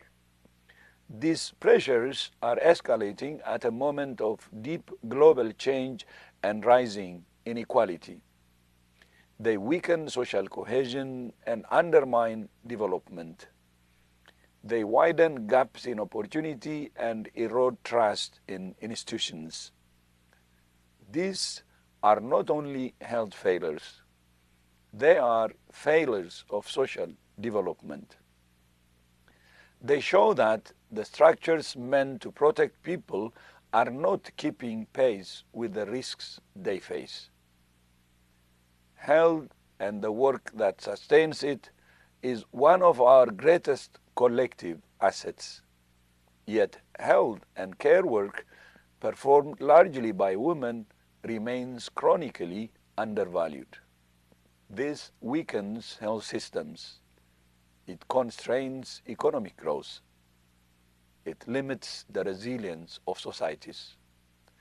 Underinvestment in health and care shifts essential services into the unpaid realm. This undermines gender equality. It compromises universal health coverage. It weakens emergency preparedness. Universal health coverage is a core pillar of universal social protection. It provides financial protection against the out-of-pocket costs of sickness. Social protection goes further by replacing lost income due to sickness and supporting other essential needs. These two systems are twin engines of sustainable development. They must be designed and financed together. They must serve people in informal work, displaced populations, and communities facing multiple forms of disadvantage and discrimination. The Doha Declaration calls on us to recognize the full value of health and care. It calls for investment in decent work, strong protection, and fair public financing. These commitments reflect a clear consensus that health is central to social development and shared prosperity. WHO is committed to supporting member states to turn these commitments into action. We're supporting countries to strengthen policies, improve financing, and build a more resilient health and care workforce. We're working to ensure that health systems are reliable, trusted, and accessible. Integrated policy approaches are essential for human well-being. Health systems must be linked with clean water and sanitation, adequate nutrition, safe housing, and effective social protection. These connections determine whether people can live healthy and secure lives. It's essential to embed health equity and social determinants across policies on health, climate, education, and social protection. This ensures that health impact is consistently considered in economic and social decision-making. We need deeper collaboration across the United Nations system, civil society, and development partners. Countries need coherent policy support, not fragmented sectoral advice. Linking health with labor, food systems, gender equality, and social protection is central to this effort. Together, we must advocate for sustainable and equitable financing for health and social protection. These are core investments in social justice, economic resilience, and peace. Investing in health is not a cost. It's a foundation for resilient and inclusive growth, justice, and stability. Health is a central component of poverty reduction and economic development. It will also be a priority at the high-level meeting on universal health coverage in 2027. It will be a test of whether we deliver on the promise of inclusion affirmed in Doha. I thank you. Thank you very much to Dr. Tedros from the World Health Organization for that message. I would like to now invite our next speaker, who is Ms. Diana Keita, Executive Director of the United Nations Population Fund, UNFPA. You have the floor, Diana. Thank you so much, Madam Moderator. Madam President, Excellencies, esteemed colleagues, distinguished member of this session, I'm very glad to be here with you and with partners across the UN system. Our collective presence is a powerful sign of our unity as we work together to advance and transform social development globally. The Doha Political Declaration and the ICPD Program of Action go hand in hand in building a more just and inclusive world.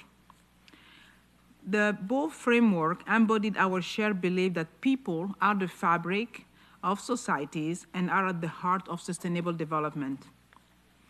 And to advance these two agendas, the Doha Political Declaration and the population development agendas, we must account for demographic changes, a mega trend that has far-reaching implications for our tireless work towards sustainable development goals. Population shifts affect labor markets, pensions, social protection, healthcare, education, housing, infrastructure, and the list goes on. Changing demographics can also affect the transition to a green and just future with environmental sustainability and equity for workers and vulnerable groups. The world's population is shifting in very dramatic ways. We are witnessing rapid population growth in some regions and an unprecedented decline in fertility rate in others. In both cases, these changes present opportunities to build more equal and resilient societies. We cannot eradicate poverty or ensure decent healthcare or work without incorporating demographic realities into our development strategies. With that in mind, UNFPA leverages demographic foresight to help government anticipate trends and inform national planning. And we are very proud to partner with member states to champion a vision of opportunity and rights for all. We champion investment in human capital across the life course so that everyone can realize their full potential. From the young girls who needs protection and support to finish her education, to the older person who needs social service to age in dignity and actively contribute to society. To support member states effectively, UNFPA, DESA, and our sister agency, we have developed a common message on demographic change so that it is seen as an opportunity to build resilient societies rather than a crisis to be feared. These messages serve as a vital resource for system-wide policy coherence as we head towards the implementation of the Doha Political Declaration. They ensure our collective work, whether on social protection, labor market, or health, is grounded not just in number, but in human rights. To turn the vision of Doha into reality, UNFPA is coordinating country-led action grounded in people-centered, right-based approaches. Our social development priorities are anchored in key pillars of action: achieving universal health coverage and sexual reproductive health and rights for all, advancing gender equality and body autonomy, and bridging the digital divide. Universal health coverage includes access to sexual and reproductive health, empowers people to lead healthy and productive lives, and it is the surest path to human capital development, poverty eradication, and shared prosperity. UNFPA prioritizes a right-based approach that ensures that every person has the power to chart their own destiny. By upholding rights and choices, futures are determined by individual agency, not dictated by circumstance. Addressing the cumulative impact of inequality across life course is essential to building inclusive societies. As artificial intelligence and digital technology transform the world around us, UNFPA is committed to working with government and other partners to bridge the digital divide and ensure that digital safety is so critical today. We want technological progress to empower people, not exclude or harm them. The 59th session on the Commission Population Development specifically focused this year on how technology and research can advance the ICPD agenda. Progress in all these areas depends on data and evidence. We cannot act on what we don't measure. We cannot change what we cannot see. So our expertise in collecting, analyzing high-quality, disaggregated population data is essential for evidence-based decision-making that leaves no one behind. Madam President, strengthening national statistical system is critical to ensure that the most marginalized are seen and that their needs are addressed. And we provide that technical assistance, capacity development, and innovative data source to support country-led monitoring processes that strengthen accountability. By translating data into actionable insight, we are helping the Commission assess progress, identify gaps, and promote evidence-based policy. We are committed to turn demographic change into catalytic for social development by connecting the promise of our past with the reality of our future. We can build a world where dignity and equality and rights and choices are not just word on paper, but the lived experience for every human being. I thank you for your kind attention. Thank you so much, Dr. Keita, for those important messages. I would now like to invite the Director of Policy and Intergovernmental Support Division of UN Women, Shoko Ishikawa, to hear your intervention. Please, you have the floor. Thank you very much. Excellencies, partners, and colleagues, it is a pleasure to join you at this 64th session of the Commission for Social Development. The historic adoption of 2025 Doha Political Declaration recognized what evidence has long shown, that gender equality is not a cost to contain, but a catalyst for progress, the smartest investment any society can make in social justice and shared prosperity. And yet, our progress towards equality is fragile and uneven. Female extreme poverty has barely moved from almost 10% since 2020. And if the current trend continues, 351 million women and girls could still live in extreme poverty by 2030. Women remain 24.2% less likely than men to be in the labor force, in part due to the 2.5 times more hours per day in unpaid care work that they spend than men. And a staggering 2 billion women and girls lack any form of social protection, when what the world spent on military expenditure last year could have funded universal social protection in low-income countries nearly 9 times over. This is not because solutions are out of reach. Our own forecasting with DESA shows that if countries invest in care, education, green economies, labor markets, and social protection, female extreme poverty rates could fall from 9.2% in 2025 to 2.7% by 2050, unlocking $342 trillion in cumulative returns. The returns, economic and social, would be significant. Excellencies, UN Women's support to Doha and Copenhagen commitments is unequivocal. We focus on poverty reduction, transformative care systems, sustainable financing, and expanding women's access to social protection and decent work. We champion and facilitate the use of gender disaggregated data to shape policy, providing technical guidance to member states and UN partners. We do this and more as members of an ever more coherent UN system. UN Women is the leading voice and UN system coordinator for gender equality, as demonstrated through the role that we have played in building a common framework for transforming care systems for sustainable development. We also make this real in concrete programs, for example, joining forces with FAO, ILO, UNDP, UNICEF, and WFP to implement the Global Accelerator on Jobs and Social Protection. Every day, our country offices work with national partners and our sister UN agencies to tackle systemic gender bias in economic policies and institutions, design better strategies, establish universal protection floors, and shield women from life cycle risks. Gender equality is the key to social development. It is about valuing care work as skilled, essential, and the most valuable of public goods.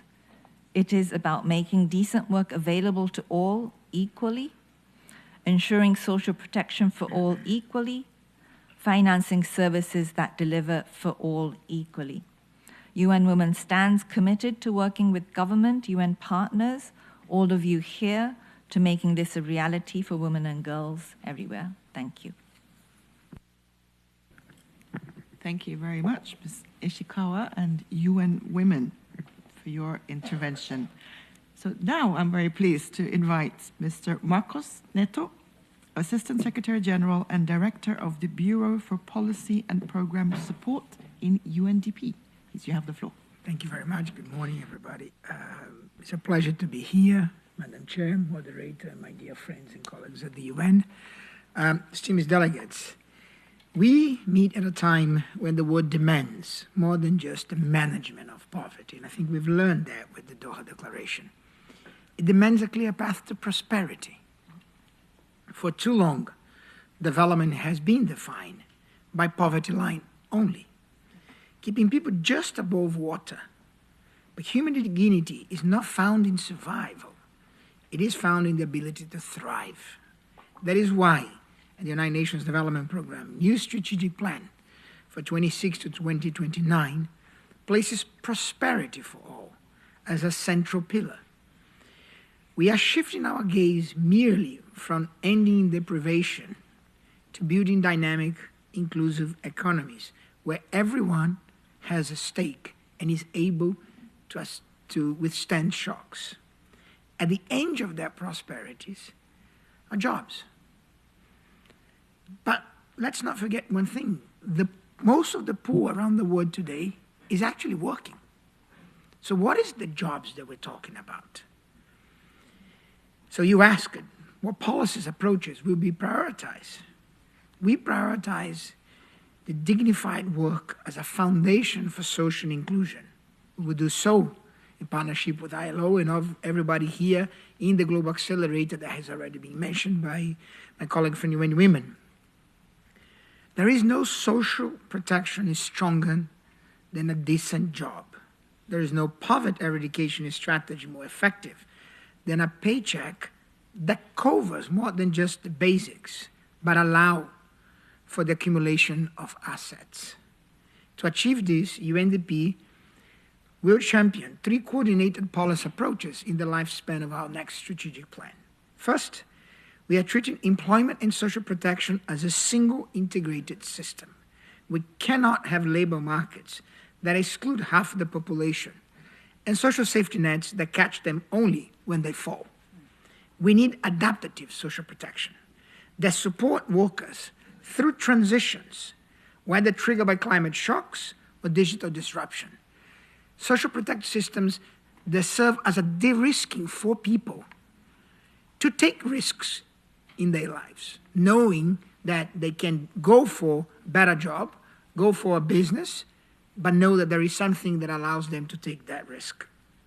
We are working with finance ministers to prove that invest in care systems and social safety net is not a cost, but a high return investment in economic resilience and productivity. Second, we are driving a structural shift through our new approach on jobs for prosperity, anchored in productivity. We must be honest.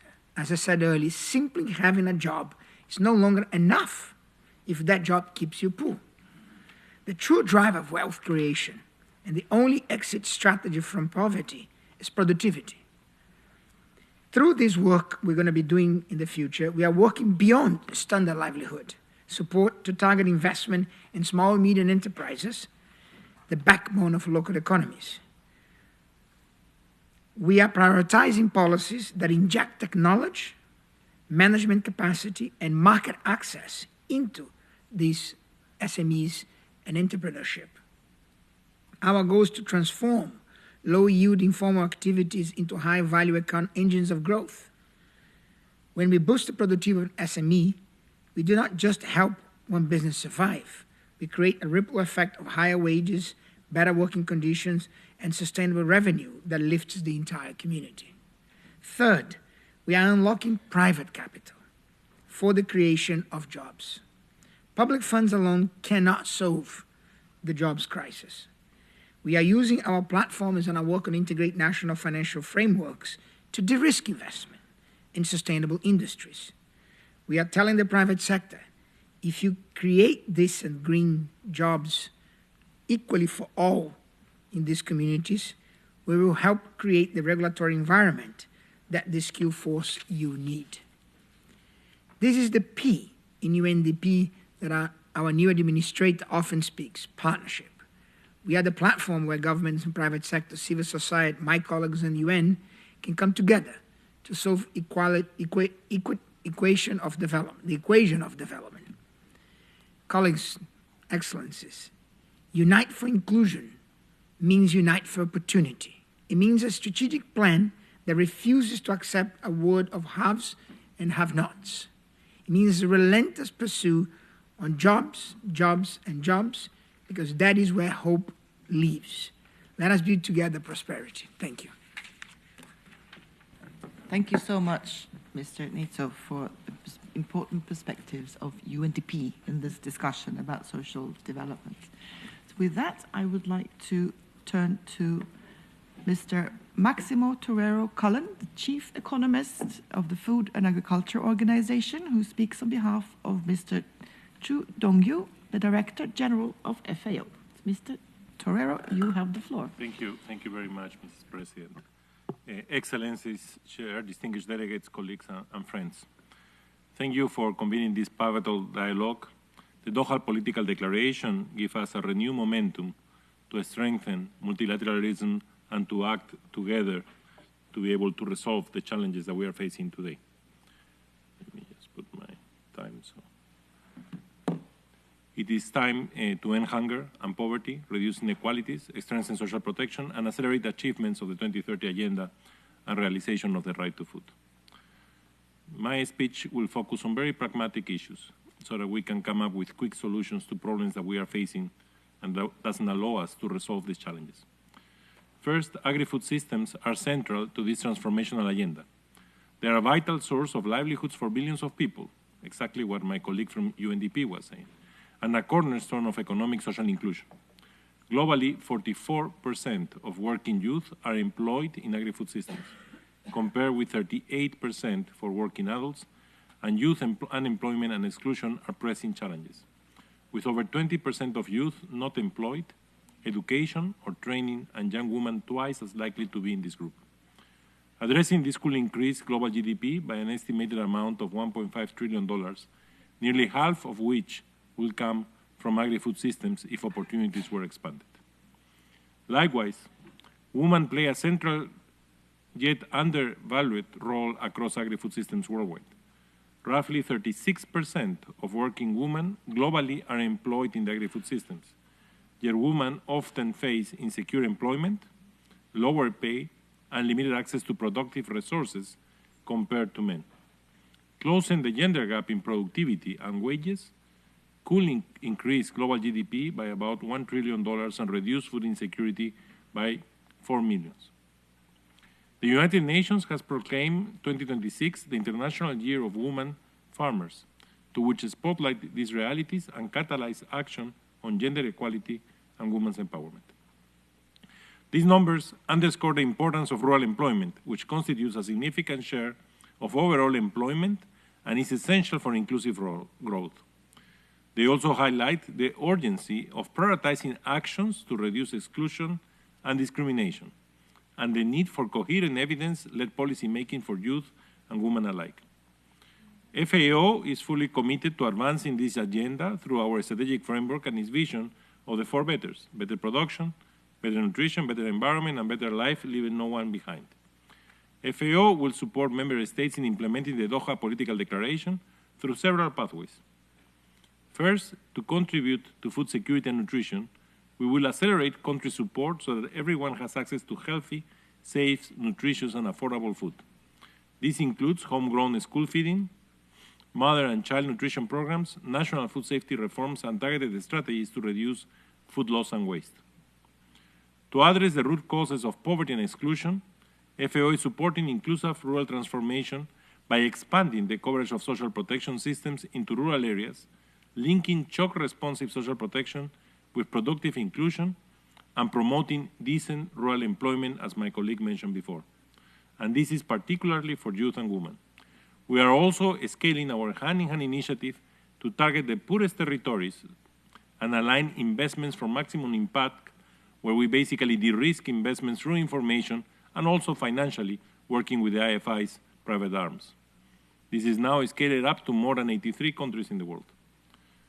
To empower rural people and small-scale producers, FAO will deepen support to countries and rural institutions to promote equitable land tenure and secure access to land and natural resources, a foundational step for reducing discrimination and strengthening rural economies.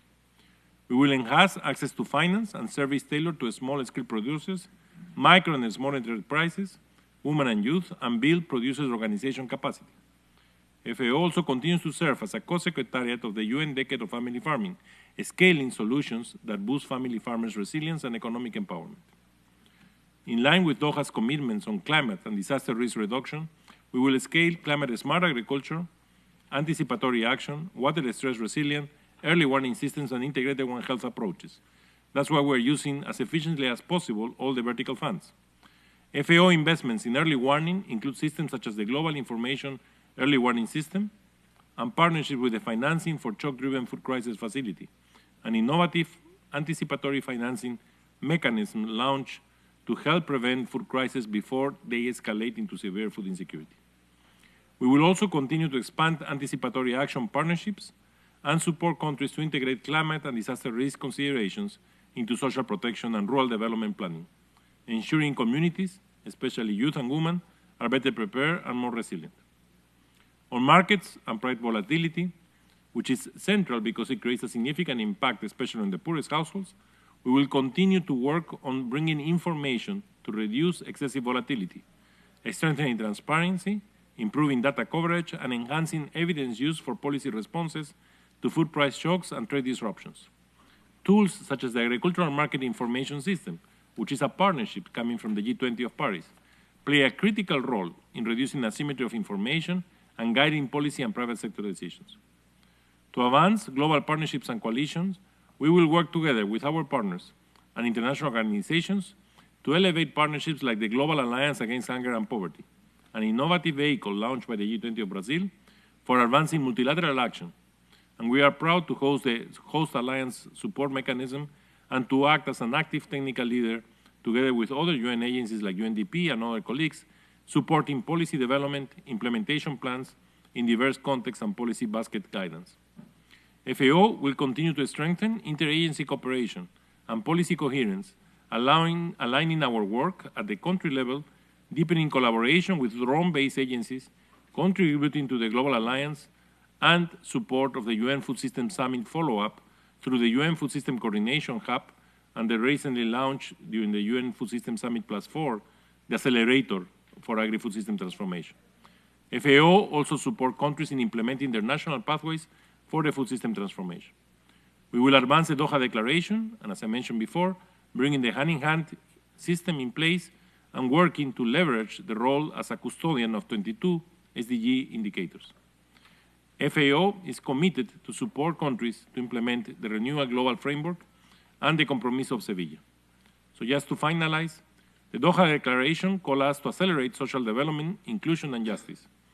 FAO stands ready through its leadership and agri-food system transformation, its robust technical assistance to countries, and its active roles in the Global Alliance Against Hunger and Poverty and the UN Decade of Family Farming and the UN Food System Coordination Hub to support member states in developing and delivering concrete and lasting results for the people and the planet. Thank you very much.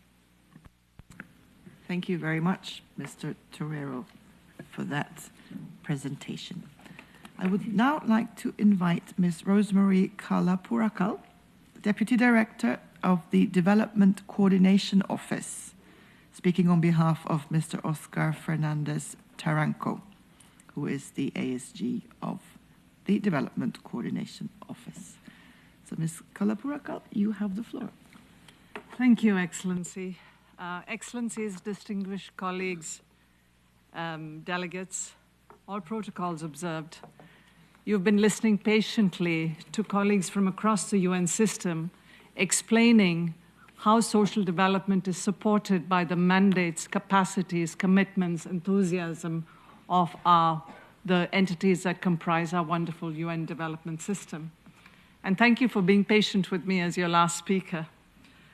The panel is entitled United for Inclusion, UN System Leadership for Inclusive and Integrated Policy Solutions. And at the country level, you as member states have an asset a dedicated asset that can help in this respect, known as the UN Resident Coordinator System. Every day, UN Resident Coordinators lead UN country teams to help convert global commitments into local action. They bring the disparate UN actors together with others who may rarely sit at the same table, elevate voices that often go unheard, and connect the dots between data, community experience, and policy. So your UN resident coordinators, as the chairs of the UN country team, serve as conveners, connectors, and catalysts. In the lead up to the World Social Summit last year, under the leadership of the resident coordinator, UN country teams supported governments and countries to build real national momentum, organizing inclusive consultations, guiding national delegations in preparing their positions, and aligning the summit's priorities with national development plans and SDG acceleration efforts. Now, as we move towards implementing the Doha Political Declaration, please do rely on us to ensure that the UN's support to governments truly delivers the integrated policy advice and high-impact joint programs that leverage the best capacities from across the system. Such support will be instrumental also to localize the Doha commitments with national planning instruments and shaping the next generation of collective UN priorities and programming. Let me highlight 4 concrete areas of support that will be pivotal in this respect. First, effectively deploying UN system assets and joint programs to accelerate sustainable development efforts. Take, for example, the Global Accelerator for Jobs and Social Protection, the UN system's collective response to support the creation of decent jobs that Marcos was speaking to, primarily in the green, digital, and care economies. 19 countries are now being supported to design national roadmaps to expand social protection coverage, driving legislative reforms and developing financing frameworks to extend support to vulnerable groups. Meanwhile, the Spotlight Initiative has shown that such cohesive UN and whole-of-society approaches are 70 to 90% more effective than siloed efforts, helping position ending violence against women and girls as a national priority. Second, strengthening integrated policy and data capacities, which is so emphasized in the Doha Declaration. Your ask of the resident coordinators is to convene the entire UN system and relevant technical expertise around key entry points in this respect. Take climate action. You see the strong collaboration between the resident coordinator and technical expertise from UNDP and others, which is enabling 107 countries in preparing their new climate plans, the so-called nationally determined contributions, or NDCs, 96% of which show meaningful integration of gender equality and social inclusion. In a similar vein, resident coordinators are championing integrated approaches that my FA colleague was speaking to, linking food systems transformation with social development outcomes and digital transformation. Third, mobilizing innovative financing and partnerships for social development. Your marching orders to RCs are clear. Help ensure a UN country team focus on mobilizing innovative financing and partnerships, from outcome-based financing for adolescent health in Kenya, to blended finance facilities in Suriname, and to support to smallholder farmers, to over 1.6 billion raised in Indonesia in 2024 alone through green sukuks and SDG bonds. Fourth, we are committed to help ensure that all UN country team work advances inclusion and the leave no one behind principle that you have heard emphasized by all the colleagues on this panel, but especially UN Women and UNFPA. This includes embedding disability inclusion, gender equality, youth engagement, and human rights-based approaches. I have a lot of examples, but I don't think we have time. But I will just say the ability of the UN to deliver such results depends on flexible catalytic investments from different sources, including pool funds, for example, the Joint SDG Fund.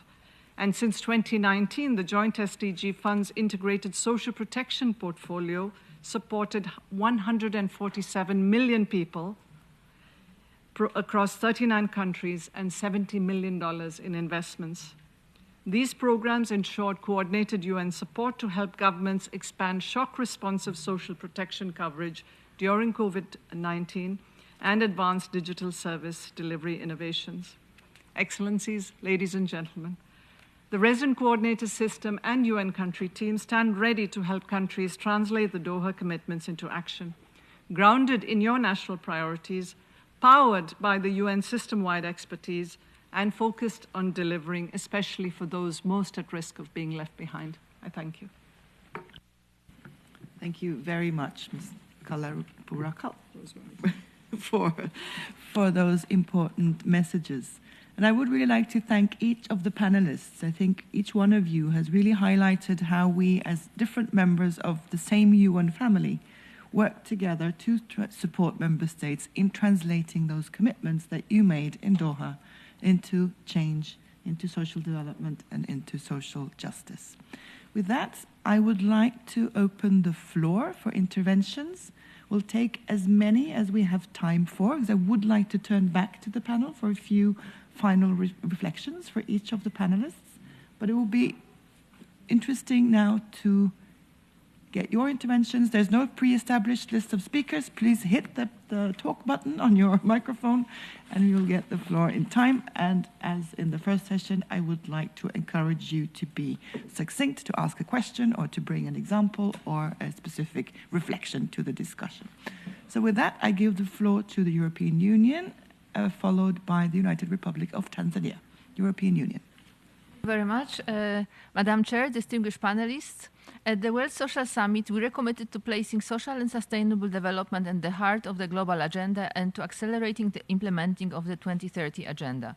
The Doha Political Declaration, underpinned by the Sevilla commitment, forms the basis of a renewed global social contract grounded in solidarity, in international cooperation, in human rights, and in social justice.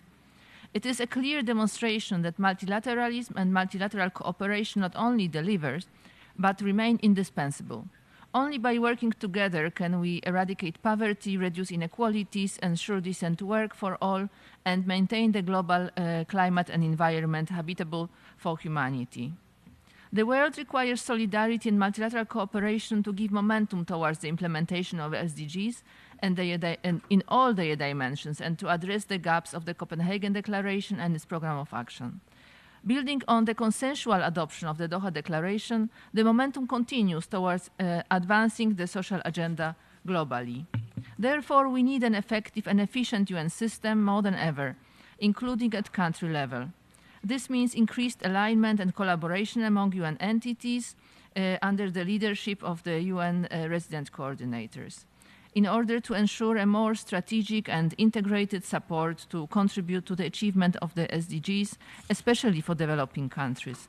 And I would have a question to the distinguished panelists on what are the main obstacles, in your opinion, to overcome and to improve synergies and better cooperation among UN entities. Thank you.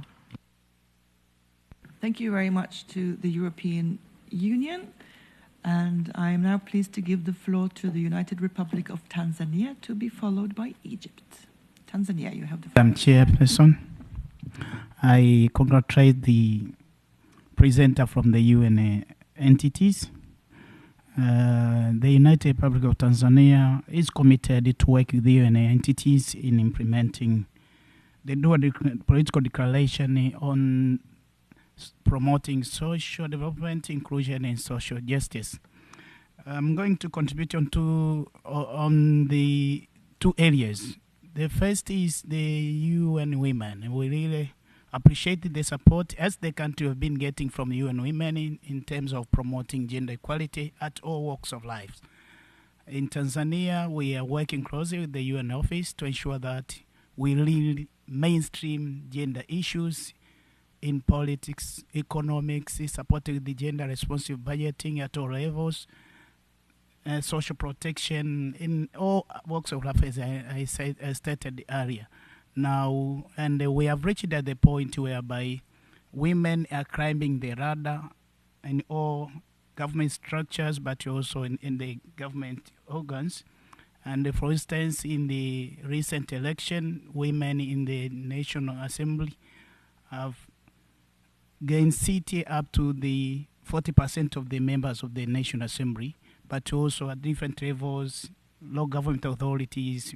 In Tanzania, we have been evidencing increasing participation of women, not only in politics, but also economics and other related activities, and their workforce, even in the agricultural sector, which is employing more than 5% of our population. Now, the issue which need to be paid attention to by the UN Women and all member states is that we have put much emphasis in investing on issues of women empowerment, but we need also to consider issue of empowering women, empowering men as the agent of change, but also that they are part and parcel of all the intervention. This is the challenge I can see it is coming up, that we have put more emphasis on girls and women. We are left behind boys and men. They need all to be empowered to have really mainstreaming issues of the gender mainstreaming. The other area is from the speaker of WHO. We really appreciate, and Tanzania is taking robust steps to ensure that we have universal health coverage, where now we have enacted the Universal Health Act of 2025 to ensure that all the vulnerable groups, elderly, women, children under 5, and those suffering from chronic disease are now covered, where the government has allocated enough fund to cater for that.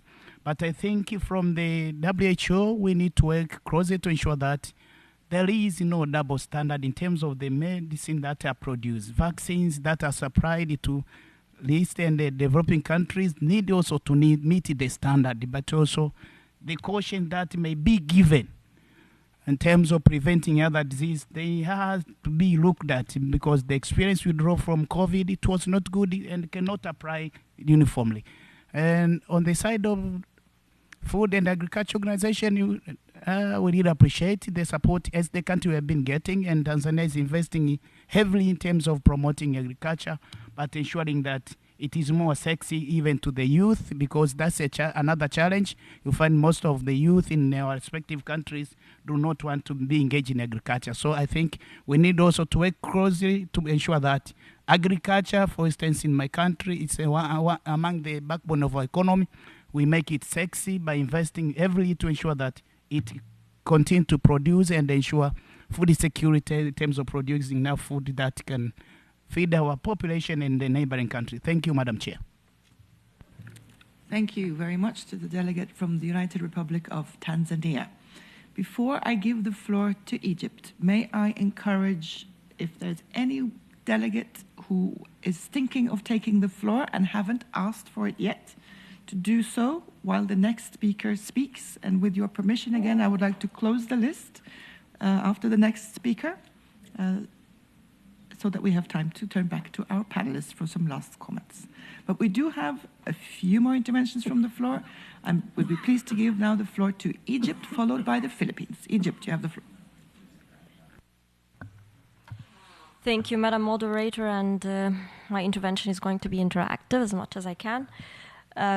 Thank you for all the speakers, the panelists from the UN agencies, funds, programs. We always value this interaction because it gives us an insight into how the UN system is interpreting what us as states put in documents, and to be able to identify whether there's a gap in interpretation or we are aligned in the interpretation. So this discussion is very important. I'm glad we started with health, because, believe it or not, COVID-19 was a defining moment in this century as a shock, not necessarily a crisis. We have other crises that are ongoing, but COVID-19 was a defining moment.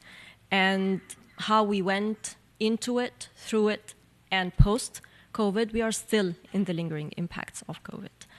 And if I don't like coining terms that haven't been properly defined, but if I can say that there is a discussion about global social justice, we can discuss how we addressed COVID, how we were able to respond to the crisis across the globe, bringing in developing and developed countries in that discussion. Has the COVAX facility been able to bridge the gap in the provision of vaccines? In the aftermath and the proposal by the DG of the WHO to establish the forum, the multi-stakeholder forum for the local production of medicines and other health technologies. So we come to the discussion about transfer of technology, access to knowledge. This is how you build and cross bridges and narrow the gaps, not only build the bridge, but cross that bridge as well. So this is only an example of how we discuss that issue. If we go to food security, and it is another issue of concern because we have trade-offs in governments, how they address food security, how they address rural development, how this links up with population and development, also a very crucial issue to discuss. Then we have a discussion about what kind of crops and seeds do we have access to, whether the small farmers have access to markets as well. So it's not only about the local production and food subsistence at the national level or the local level, but also the wider context. It links to the trade negotiations. Do we have agricultural barriers? Do we have other trade barriers? So this is also a question to be asked. Regardless of the color that we give the economy, we call it green, blue, purple, whatever the colors, we give those titles, but do we go into the discussion about how we are going to address that, technically speaking? Again, the issue of access to technology and access to knowledge, and whether that can be translated into developing countries to be able to cross the bridge. So it is a wider context than the national context or even the regional one. So these are all issues to discuss. I'm glad that the UNDP, for example, spoke about the productivity aspect of it. It's no wonder that Copenhagen spoke about productive employment and decent work for all. It's not only about job creation. It's about decent life.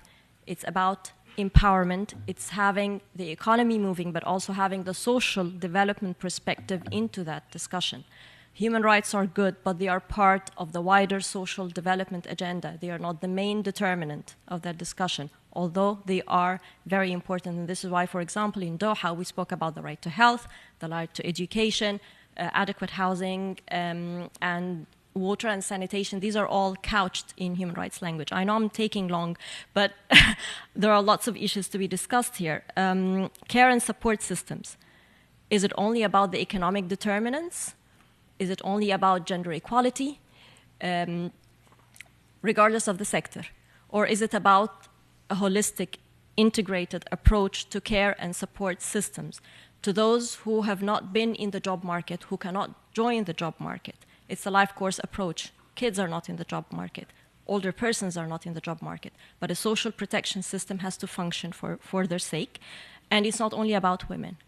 Define empowerment of women. It's about education, about health, about true empowerment, and then when we speak about individual choices being dictated or not by circumstances, reality check, they are, so we change the circumstances. So we need to do some benchmarking for ourselves to see if we've been able to address all those issues and whether we have delivered, which is not necessarily the case. Thank you. Thank you to the delegate from Egypt. The speakers list is closed. We have 3 interventions on the list. To be able to turn back to the panel for reflections, I would like to encourage the speakers to stick to about 2 minutes, if you can. The first speaker on the list is the Undersecretary in the Department of Social Welfare and Development of the Philippines, followed by Iraq. Undersecretary, you have the floor. Thank you, Madam Moderator. Excellencies, distinguished panelists and colleagues. The Doha Political Declaration reminds us that social justice and inclusion must remain at the heart of sustainable development. From the Philippine perspective, our mandate is clear: institutionalize social protection, strengthen care and support systems, and ensure poverty eradication is not only a national priority, but a shared global commitment. The lessons from our flagship programs demonstrate that integrating education, health, and livelihood support empowers families and disrupts intergenerational poverty, while illustrating how comprehensive rights-based approaches deliver measurable social impact. Our policy approaches are coordinated and inclusive, reflecting the interconnections between poverty eradication, decent work, social protection, education, health, gender equality, care systems, and digital inclusion. Universal social protection floors, gender-responsive care, and digital platforms that extend services to rural and undeserved communities are key instruments. Aligning social welfare with labor, health, and education policies ensures interventions are holistic and equitable, reaching those often left behind. The Commission for Social Development plays a central role in follow-up and review. We commit to sharing lessons from national programs, providing evidence-based recommendations, and engaging in peer learning to enhance accountability. Implementing the Doha Declaration with urgency, strengthening cooperation, and mobilizing resources and partnerships ensure that no one is left behind, not only in 2030, but for generations to come. My question is addressed to Ms. Shoko Ishikawa. With regard to the Doha Political Declaration, what coordinated and inclusive policy approaches will be prioritized by your entity in support of poverty eradication, decent work, social protection, and gender equality? Thank you. Thank you very much to the Undersecretary from the Philippines. With that, I give the floor to Iraq, to be followed by the final speaker, which is the delegate from Benin. So please, Iraq, you have the floor. Thank you. I would like to ask Mr. Marcos a question. You have mentioned that providing social protection might encourage individuals to develop their own skills and choose better jobs. In your perspective, what are the benefits that national economies might gain by providing effective social protection systems? And do you have specific examples of mechanisms that can be implemented by states? Thank you. Thank you for that very precise question. With that, I give the floor to Benin.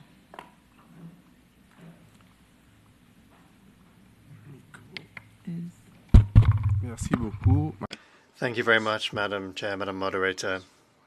We'd like to thank you for giving Benin the floor, particularly because we asked for the floor at the last minute. I would like to express the warm greetings of the Minister of Social Affairs and Microfinance, who, within the country, leads the head of state's vision in the area of social protection. We would also like to thank all of the members of the Commission for electing Benin to this Commission for Social Development, and we are pleased that following that election we're able to participate in this 64th session. Benin is a country that is trying to make progress as much as possible and has done so in recent years with a head of state that has a strong vision in that regard.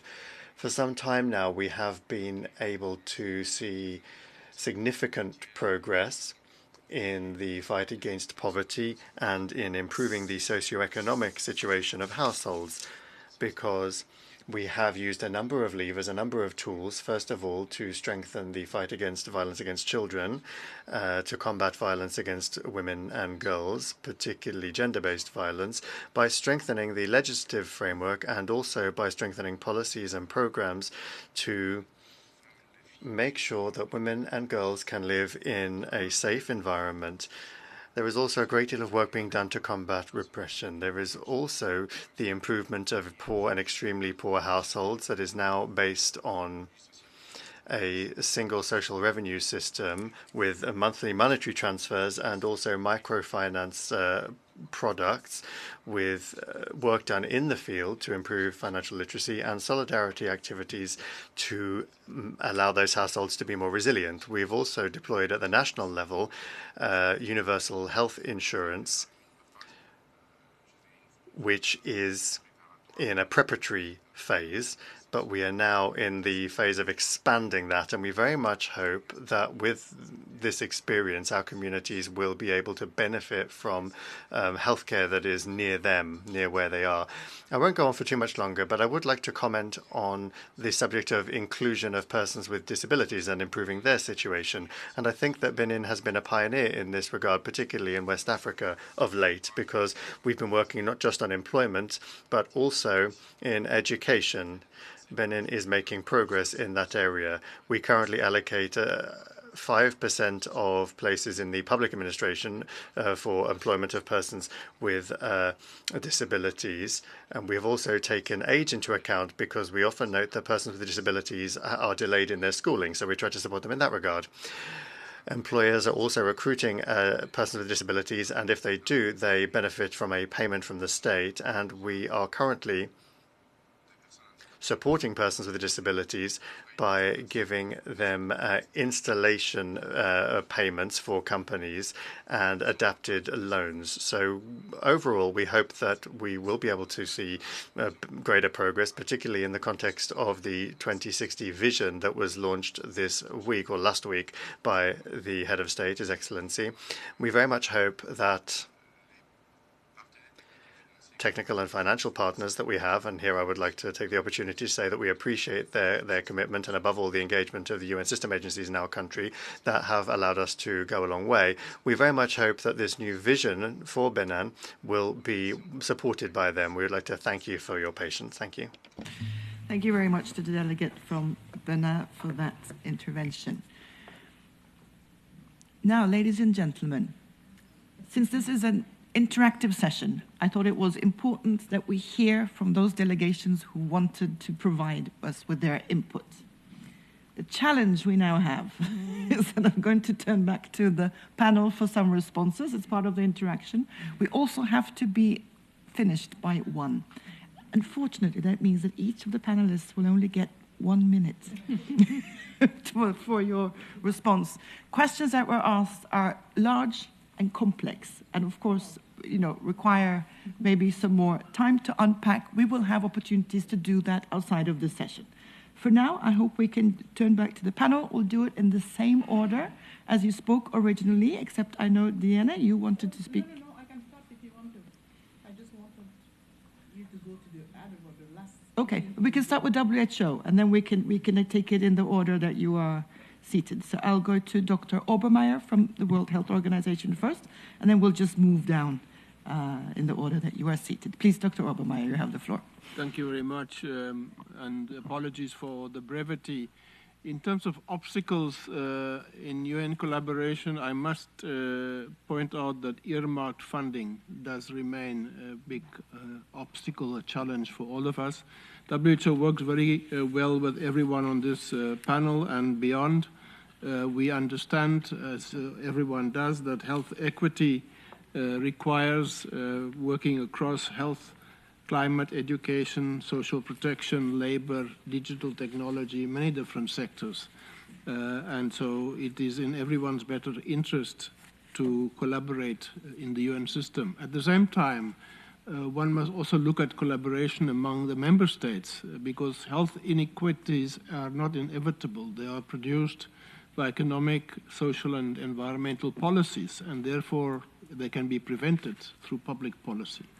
Maybe in the UN system we need to do more to support governments in that regard. In terms of the cost of medication, we are updating our essential medicines list, which will make procurement much lower cost and allow for pooled procurement as well, specifically in African countries. Africa is one region where we have succeeded in establishing regional manufacturing hub for vaccines. It is actually a very big blot on humanity that we have not been able to do it in other regions. Thank you.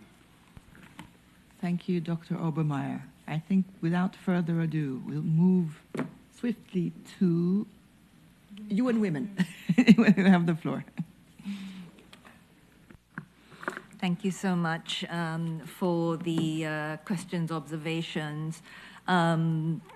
Let me try and respond on what's the main obstacles to improve synergies and cooperation in advance.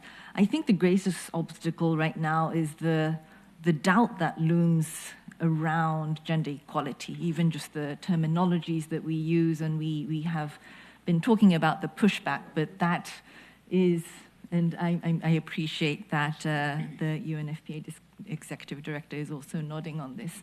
I think that is the greatest obstacle, that we have come so far, but the doubt and the pushback really is hindering, and it cripples also, and it seeps into our UN conversations also. And so holding a common line within the UN system around gender equality, women's empowerment, holding on to our commitment to Beijing, to ICPD, to the SDG 5, I think that is essential. On a more practical level, I think that we need to continue to tackle the persistent social norms. The indicators tell us that we are really still nowhere close to gender equality. Even though women's representation may have advanced, we still have staggering numbers of gender-based violence. The number that I also mentioned on unpaid care work. So women may be in the labor market, the women may be leaders, but then they have to turn home, and then they are doing the double duty of taking care of the child and trying to manage the household at the same time. So the social norms and the way that the care systems are built around those are challenging. Last point I would make is the financing, and thank you for mentioning the earmarked funding that also creates challenges for us. Flexible pooled funding, as Rosemary had mentioned, is important, but within that, also safeguarding gender equality funding within those flexible pooled funding is essential. Thank you so much.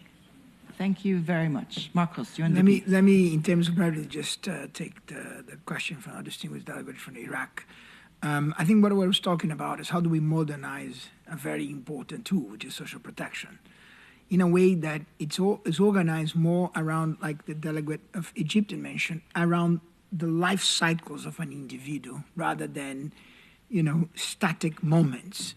Examples. For example, in Bangladesh, we've worked with the government to include inside the social protective system of Bangladesh climate shocks. So a country highly vulnerable to climate, nowadays social protection triggers come with a climate shock. Colombia, a country that almost every part of the population is in the National Registry for Social Protection. How do you then use that registry to create different policies that provide different opportunities for them to move into entrepreneurship and other aspects? So those are a few examples of the approach that we are taking going forward, which is to use social protection as an engine for growth rather than just as a backstop for trouble. Thank you, Marcos and UNDP. Diana Keita, UNFPA. Thank you very much. EU, I have spent 25 years of my life on the ground in different countries, in different continents. There is no competition between us. We do the job very properly. So when, as member state or donor, you find the competition, come back to us so that we can deal with. I think that's very important. I'm talking about real life experience here. And we may be repeating because we have for some other spaces. And the example given by Egypt and by Philippines are very good into that. Health and food security goes together. But if you want to look at only at the economic empowerment, you refuse to look at that, the number of women dying in your country for preventable reasons. You don't look at that. You don't know that nutrition is as important as everything else to make sure that they don't die. There will be no economic empowerment or gender equality in those countries. So we are there to help you, to support you, and that's what matters most. So use us the best we can on the ground to make that happen. And that's why the RC system is important in handling the fact that every mandate is important the way it is and cannot be hidden in other bigger terms. I'll stop there. Thank you very much, Diana. I think that's a great segue to DCO. Rosemary. Thank you very much for all the thoughtful interventions. I was listening to the delegate from Egypt, And, in Egypt, you have the social protection initiative, Haya Karima, which aims to lift 60 million people out of poverty. And there, the resident coordinator was able to bring 15 UN agencies and mobilize nearly $200 million for education, primary healthcare, and livelihoods, leveraging data and digital, looking at the link to forward-looking climate-smart investments and crowding in World Bank investments. Why do I say that as a response to the EU colleague who said, what are the obstacles? You need these kinds of enabling conditions if you want to have the kind of results that we are speaking about in this particular example.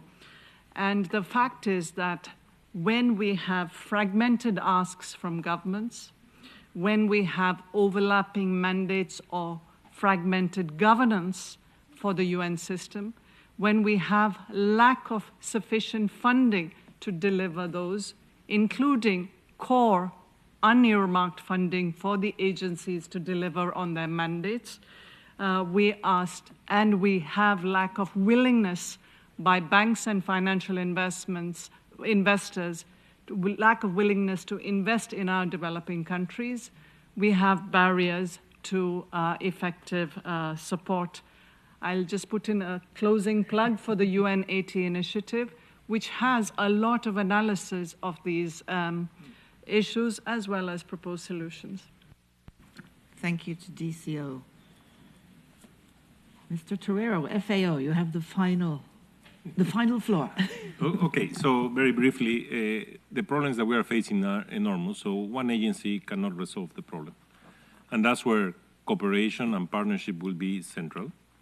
That does not mean that we do not cooperate. Of course, agencies cooperate. But I think there are two elements which should be central on this. And let's abstract a little bit about core or non-core funding. I think we need to find ways in which we can put the proper incentives respecting our mandates to gain complementarities and synergies.